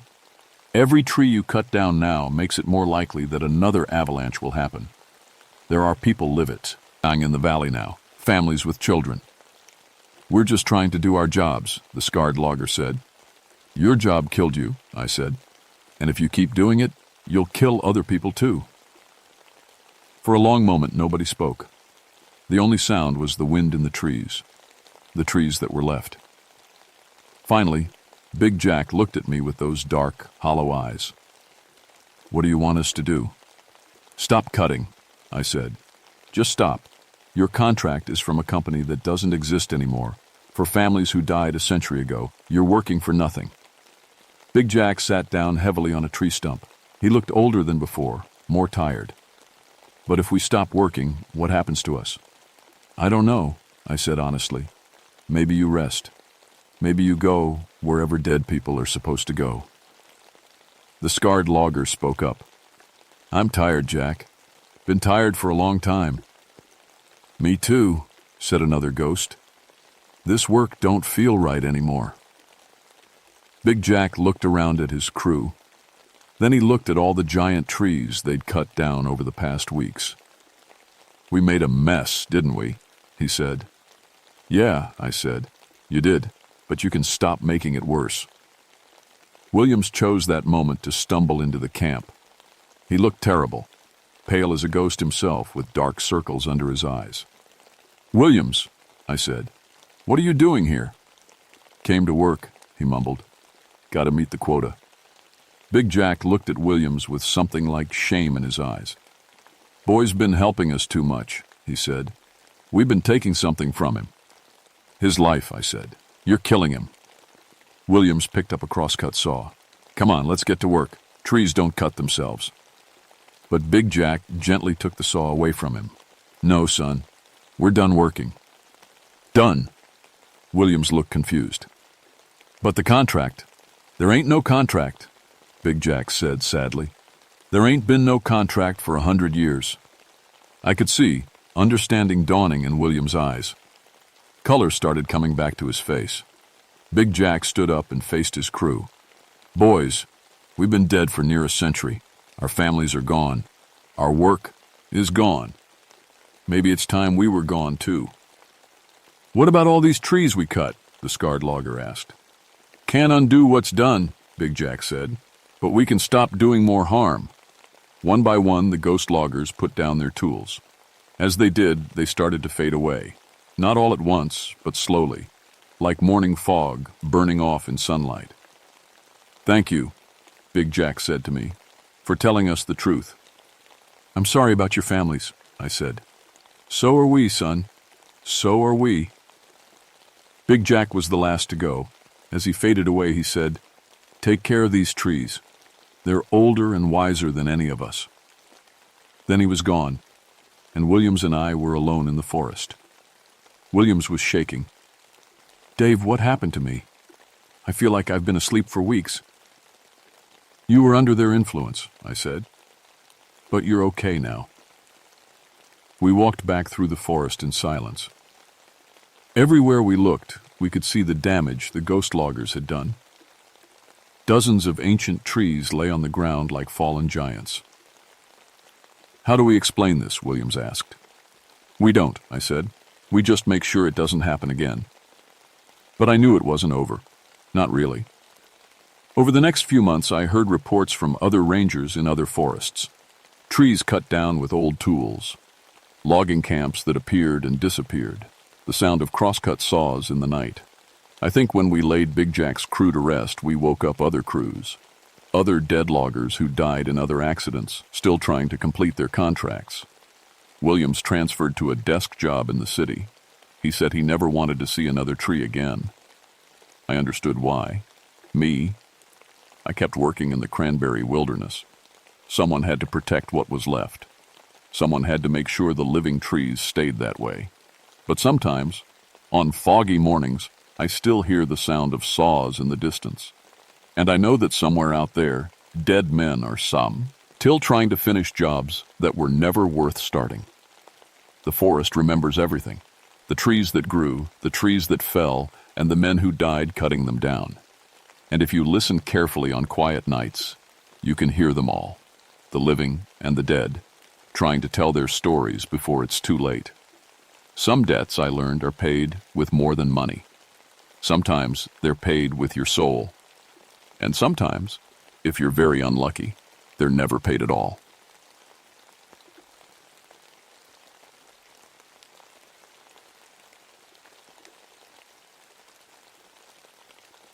My name is Jackson Nightwind, and I've been a ranger in these West Virginia mountains for 21 years. That's long enough to know every sound the wilderness makes. The way wind howls through boulder fields, how snow cracks on frozen branches, the difference between a lost hiker's call and an elk's bugle. At least I thought I knew. It was January 15th, 1962, when everything I believed about these mountains changed forever.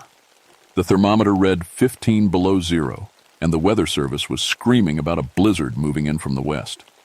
Bad weather for anyone to be out, but especially bad for the Morrison family who'd been missing for 2 days.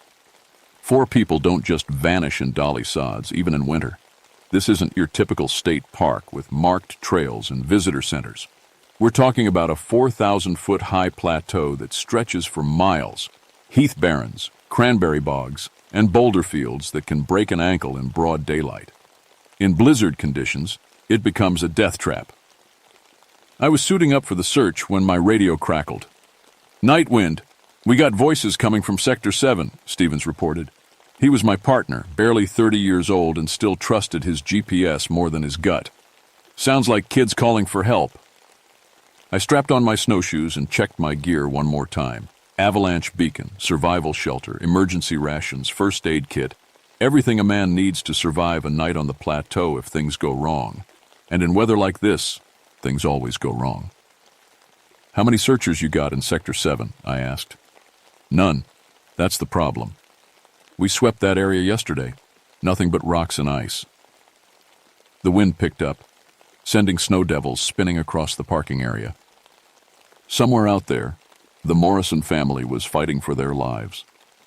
Tom Morrison, his wife Sarah, and their twin boys, 8 years old.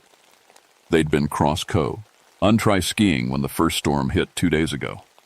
Their car was still in the parking lot, covered in snow, but they'd never made it back. I've led over 300 search and rescue operations in my time.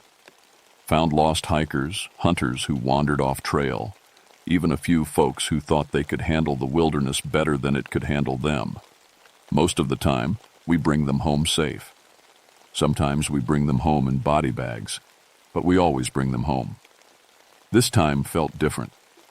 My Cherokee grandmother used to tell stories about voices in the mountains, spirits that could sound like anyone they wanted, calling travelers off safe paths and into danger.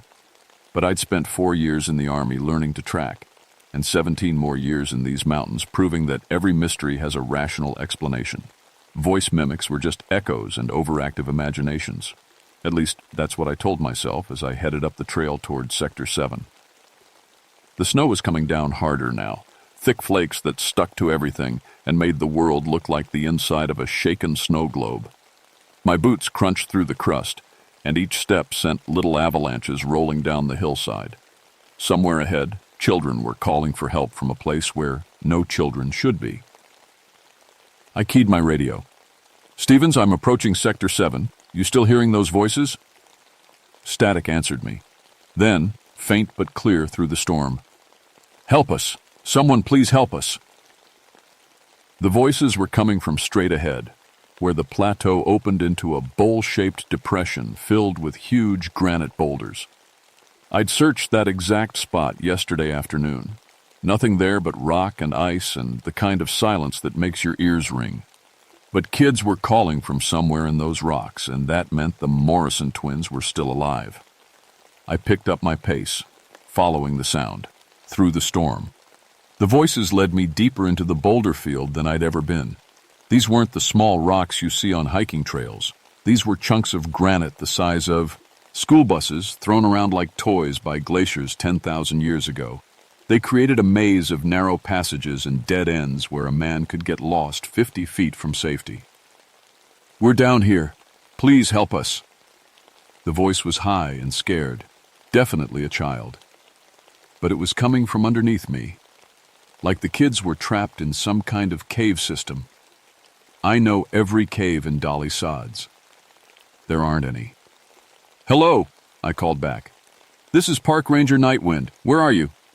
"Down here. We can't get out." I followed the voice to a pile of boulders that formed a small clearing. The snow here was undisturbed, no footprints, no sign anyone had been here recently. But the voices were definitely coming from below, maybe 10 or 15 feet down. I got on my radio. "Stevens, I've got contact with possible survivors in the boulder field. Gonna need ropes and maybe some excavation equipment. Sounds like they're trapped under the rocks." "Copy that. But Nightwind, we've got a problem. I'm hearing voices too. And they're not coming from Sector 7. "What do you mean?" "I mean I'm hearing Tom Morrison calling for help from Sector 12. Clear as day, saying he's hurt and needs medical attention." A cold knot formed in my stomach. Sector 12 was 2 miles away on the complete opposite side of the plateau. Either the family had split up, which made no sense in survival terms, or something else was going on. "Kids, I need you to keep talking so I can find exactly where you are," I called down into the rocks. "We're scared. It's dark and cold." The voice was crystal clear, but I couldn't see any gaps between the boulders big enough for children to fall through. I started moving rocks anyway, looking for any opening that might lead to a cave or crevice. That's when I heard the second voice. "Jackson? Jackson, is that you?" I froze. The voice was mine, my exact voice, down to the slight rasp I get when I've been shouting orders all day. But I hadn't said anything. I was standing alone in a snowstorm, listening to my own voice call my own name from somewhere in the rocks below. "Jackson, I found them! They're over here!" My voice again, excited now like I'd just made the discovery of a lifetime. But my mouth was closed, and my throat wasn't making any sound. I keyed my radio with shaking hands. "Stevens, you getting this?" "Getting what?" "The radio chatter. Someone's using my voice." Long pause. Then, "Nightwind, you're not on the radio. Haven't heard from you in 10 minutes. But I could hear my own voice clear as day, calling from different directions now. "Found the cave entrance," from the north. "Got medical supplies," from the south. "Family's alive, need immediate evac," from somewhere behind me. I spun around trying to locate the source, but the voices seemed to bounce off the rocks from every direction at once. And they weren't just copying my words. They were having full conversations, discussing search patterns and medical conditions and evacuation procedures I'd never heard before. The wind died down for a moment, and in the sudden silence, I heard something that made my blood freeze. Whistling. Not the random noise wind makes through rocks, but actual music, a simple melody that reminded me of something my grandmother used to hum. 5 notes, rising and falling like a bird call, but lower and sadder than any bird I'd ever heard. The whistling was coming from all around me, like a whole choir of invisible people were standing in the rocks, humming the same haunting tune. "Stevens," I whispered into my radio. "I need backup, right now." "On my way. What's your 20? I looked around at the identical boulders, the narrow passages that all looked the same, the snow that was already covering my tracks. For the first time, in 21 years, I wasn't sure where I was. I'm not sure. Follow the GPS coordinates from my last transmission. Nightwind, Your beacon isn't showing up on my screen. You sure? Your equipment's working? I checked my GPS unit. The screen was lit up, but instead of coordinates, it was showing symbols I'd never seen before. Little pictures that looked like stick figures with their arms raised, like they were trying to warn me about something. The children's voices started up again, but now they were coming from a completely different direction. Help us! We're over here now! I looked back at the spot where I'd been digging. The rocks I'd moved were back in place, like I'd never touched them, and the snow was smooth and unmarked, like no one had ever been there at all. That's when I realized I wasn't dealing with trapped children. I was dealing with something that could sound like trapped children. I tried to backtrack out of the boulder field, but every path I took led deeper into the maze. The whistling followed me, sometimes ahead, sometimes behind, always just out of sight. And the voices kept multiplying. Jackson, over here! My own voice from the left. Found them! Stevens's voice from the right. Daddy, help us! The Morrison children, but now they sounded scared of me instead of calling for help. My radio crackled. Nightwind, where the hell are you? I've been following your voice for 20 minutes, but every time I get close, you lead me somewhere else. Stevens, I haven't been talking on the radio. Bullshit! You've been giving me directions the whole time. Just told me to follow the trail toward the old bombing range. The old bombing range. My stomach dropped. That was the one place on the plateau we never went. The one area that was still officially off limits after all these years. During World War II, the military used dolly sods for artillery training. In 1943, there'd been an accident, a massive explosion that killed 12 civilian workers who were clearing unexploded shells from the range. Stevens, do not go toward that bombing range. I repeat, do not follow any voices toward the bombing range. What voices? I'm following you. But I wasn't talking. I was listening to someone else use my voice to lead my partner into the most dangerous part of the wilderness. The wind picked up again, and the snow started falling so hard I could barely see 10 feet in any direction. That's when I saw them.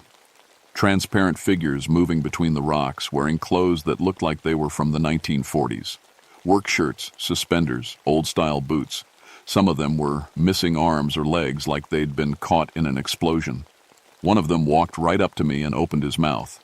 My grandmother's voice came out. Jackson, honey, you need to get out of here right now. I stumbled backward and fell into the snow.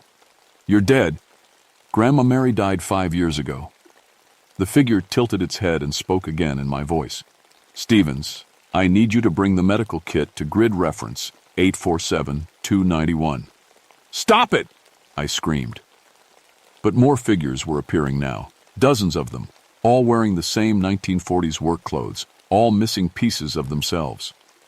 They opened their mouths and a chorus of voices poured out. Every person I'd ever known, every radio transmission I'd ever heard, every conversation I'd ever had. My father. Son, you're in real trouble now. My ex-wife. I told you those mountains would kill you someday. My army sergeant. Nightwind, report your position. The Morrison family. Why didn't you find us in time? And running underneath it all, that same 5-note whistling, over and over, like a funeral song that wouldn't end. I covered my ears and ran, crashing through the boulder field without caring where I was going. Branches tore at my face, rocks tried to trip me, and the voices followed like a pack of hungry wolves. Then my radio crackled with Stevens's real voice, faint and full of static. Shout, Mayday, Mayday! I'm lost in whiteout conditions near the bombing range. Equipment's failing. If anyone can hear this. The transmission cut to static. I tried to respond, but when I keyed my radio, one of the ghostly figures mimicked my voice perfectly. Stevens, I can see you. Head toward the red markers. But there were no red markers near the bombing range. There were only warnings in multiple languages. Danger, unexploded ordnance, keep out.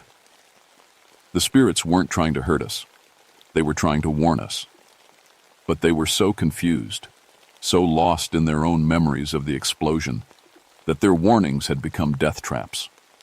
I thought about my grandmother's stories, about spirits who got stuck between worlds, unable to move on because they died with unfinished business.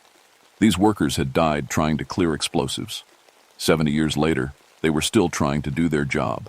still trying to save people from the bombs they couldn't defuse. But they were leading Stevens straight into the most dangerous part of the range. I had two choices: try to find Stevens before he walked into a minefield, or figure out how to send these spirits home before they killed anyone else. The snow was falling harder now, and the temperature was dropping fast. In another hour, we'd both be dead from exposure, and the Morrison family would never be found. I closed my eyes and tried to remember exactly what my grandmother had taught me about helping lost spirits find peace. The Cherokee blessing ceremony was something I'd only heard about, never practiced. My grandmother had tried to teach me when I was young, but I'd been more interested in hunting and fishing than old traditions. Now, kneeling in the snow with ghostly voices swirling around me, I wished I'd paid better attention. "Spirits of the dead," I said in Cherokee, the words feeling clumsy in my mouth. "Your work is finished. The danger you died trying to prevent is known. You can rest now." The figures stopped moving, but they didn't disappear. If anything, they seemed more solid, more real. One of Hem stepped closer, a man with half his face missing, wearing a work shirt with Jimmy stitched on the pocket. When he opened his mouth, my grandmother's voice came out, but this time she was speaking Cherokee. "Little Hawk, they cannot rest while the metal seeds still sleep in the earth." Metal seeds. That's what she'd always called unexploded bombs. Seeds that would grow into death if disturbed. The spirit pointed toward the bombing range where Stevens was lost in the storm. As I watched, more figures appeared, all the workers who'd died in 1943, all trying to show me something. They were pointing at specific spots in the snow, locations where unexploded ordnance was still buried, and Stevens was walking right toward the biggest concentration of them. My radio crackled. "Night wind, if you can hear this, following the trail markers toward what looks like an old bunker, gonna take shelter." There was no old bunker in that area, just a crater where the biggest explosion had happened, filled with enough unexploded shells to level half the mountain. I had to make a choice. Try the blessing ceremony and hope it worked, or leave the spirits and go after Stevens directly. That's when I understood what my grandmother had really been trying to teach me. The spirits couldn't rest because their job wasn't finished. They'd died trying to save lives, and they'd keep trying until all the danger was gone. But they couldn't do it alone. I stood up and faced the spirit named Jimmy. "Show me where he is. Show me how to save him without setting off the bombs." The figures began moving in formation, walking through the snow in single file. They were showing me a path, not the straight route Stevens had taken, but a winding trail that avoided every buried explosive. I followed them through the blizzard, trusting spirits to guide me through a minefield I couldn't see. The wind and was howling now, and the snow was so thick I could barely make out the ghostly figures ahead of me. But they never wavered, never hesitated. They knew exactly where every bomb was buried, because they'd died trying to clear them. After what felt like hours, I saw a light ahead. Stevens had managed to start a small fire in the shelter of some rocks, but he was sitting directly on top of what the spirits were showing me was a cluster of artillery shells. "Stevens," I called, "don't move. Stay exactly where you are." He looked up, relief flooding his face. "Night wind, thank God. I've been following your voice for hours, but I kept getting turned around." "That wasn't me. Listen carefully. You're sitting on unexploded ordnance from the war. If you move wrong, we're both dead." His face went white. "Are you serious?" The spirits were all around us now, pointing and gesturing, showing me the exact pattern of buried explosives. It was like looking at a map, only I could see. "I'm going to throw you a rope," I said, uncoiling my climbing line. "When I say pull, you're going to slide straight toward me. Don't stand up, don't shift your weight, just slide." I threw the rope, and Stevens caught it. The spirit named Jimmy was standing right beside him, and when Jimmy nodded, I knew it was safe. "Pull!" Stevens slid across the snow toward me, and nothing exploded. The spirits had guided him along the only safe path out of the crater. But we weren't safe yet. We were still in the middle of a minefield, and the storm was getting worse. That's when I remembered the rest of my grandmother's teachings. To send spirits home, you had to acknowledge their sacrifice and release them from their obligations. I stood up in the howling wind and spoke in Cherokee, loud enough for all of them to hear. Warriors who died protecting others, your duty is complete. You have saved more lives. You have earned your rest. One by one, the spirits began to fade. But before Jimmy disappeared completely, he smiled and spoke in his own voice for the first time. The metal seeds are mapped no. W. Tell them where we marked the ground. Then they were gone, and Stevens and I were alone in the storm, with the knowledge of where every unexploded bomb was buried. We found the Morrison family 3 hours later, alive but unconscious from hypothermia, huddled in a natural shelter at the edge of the plateau. They'd been following voices too, children's voices that led them away from the bombing range and toward safety. The spirits had been trying to save them all along. Stevens died 2 days later in the hospital, not from the exposure or the bombs, but from what the doctors called sudden cardiac failure. I knew better. He'd spent too long listening to voices that shouldn't exist, and something inside him just couldn't handle it. The Morrison family recovered, but they never talked about what they'd experienced on the mountain. Tom Morrison looked me in the eye once and said, "Those weren't children calling to us, were they, Ranger?" I told him what I tell everyone who asks about that night. In conditions like that, sound plays tricks on you. But I know the truth. The military came in a week later with metal detectors and excavation equipment. They said they were conducting a routine environmental assessment. But I watched them dig up artillery shells and mortar rounds from exactly the spots the spirits had marked. They worked for 3 months, removing enough unexploded ordnance to fill 2 trucks. When they were finished, the area was declared safe for the first time since 1943. I still work in dolly sods, but I'm different now. Every voice I hear, every sound in the wilderness, I question. Is that really a hiker calling for help, or something else using a human voice to communicate? Are those really coyotes howling in the distance, or spirits trying to pass along a message? The other rangers think I'm getting paranoid in my old age. They don't know that, so. Times on quiet winter nights, I still hear that 5-note whistling drifting across the plateau. But it's different now, peaceful, like a lullaby instead of a warning. My grandmother always said the mountains remember everything, every footstep, every word, every soul that passes through. In dolly sods, that's literally true. The land itself holds on to voices, storing them in the rocks and releasing them when conditions are right. Most of the time, those voices are just echoes of the living. But sometimes, when tragedy leaves spirits with unfinished business, the mountains become a kind of recording device for the dead. I've learned to listen more carefully now, to tell the difference between echoes and actual communication. And I've started teaching other rangers about the old Cherokee ways of helping lost spirits find peace. Because there are other military training sites throughout these mountains, other places where young men died far from home trying to protect people they'd never meet. And sometimes, they're still trying. Last month, a family got lost near the old chemical weapons testing site up north. They said children's voices led them to safety, but no children were ever found in the area. I'm getting too old for these mountains, but I'm not ready to retire yet. There's still work to be done, and I think I'm finally learning how to do it right. My name is Jackson Nightwind, and I've been a ranger in these mountains for 22 years now, long enough to know that some voices should be trusted and others should be laid to rest. But it took me most of that time to learn the difference.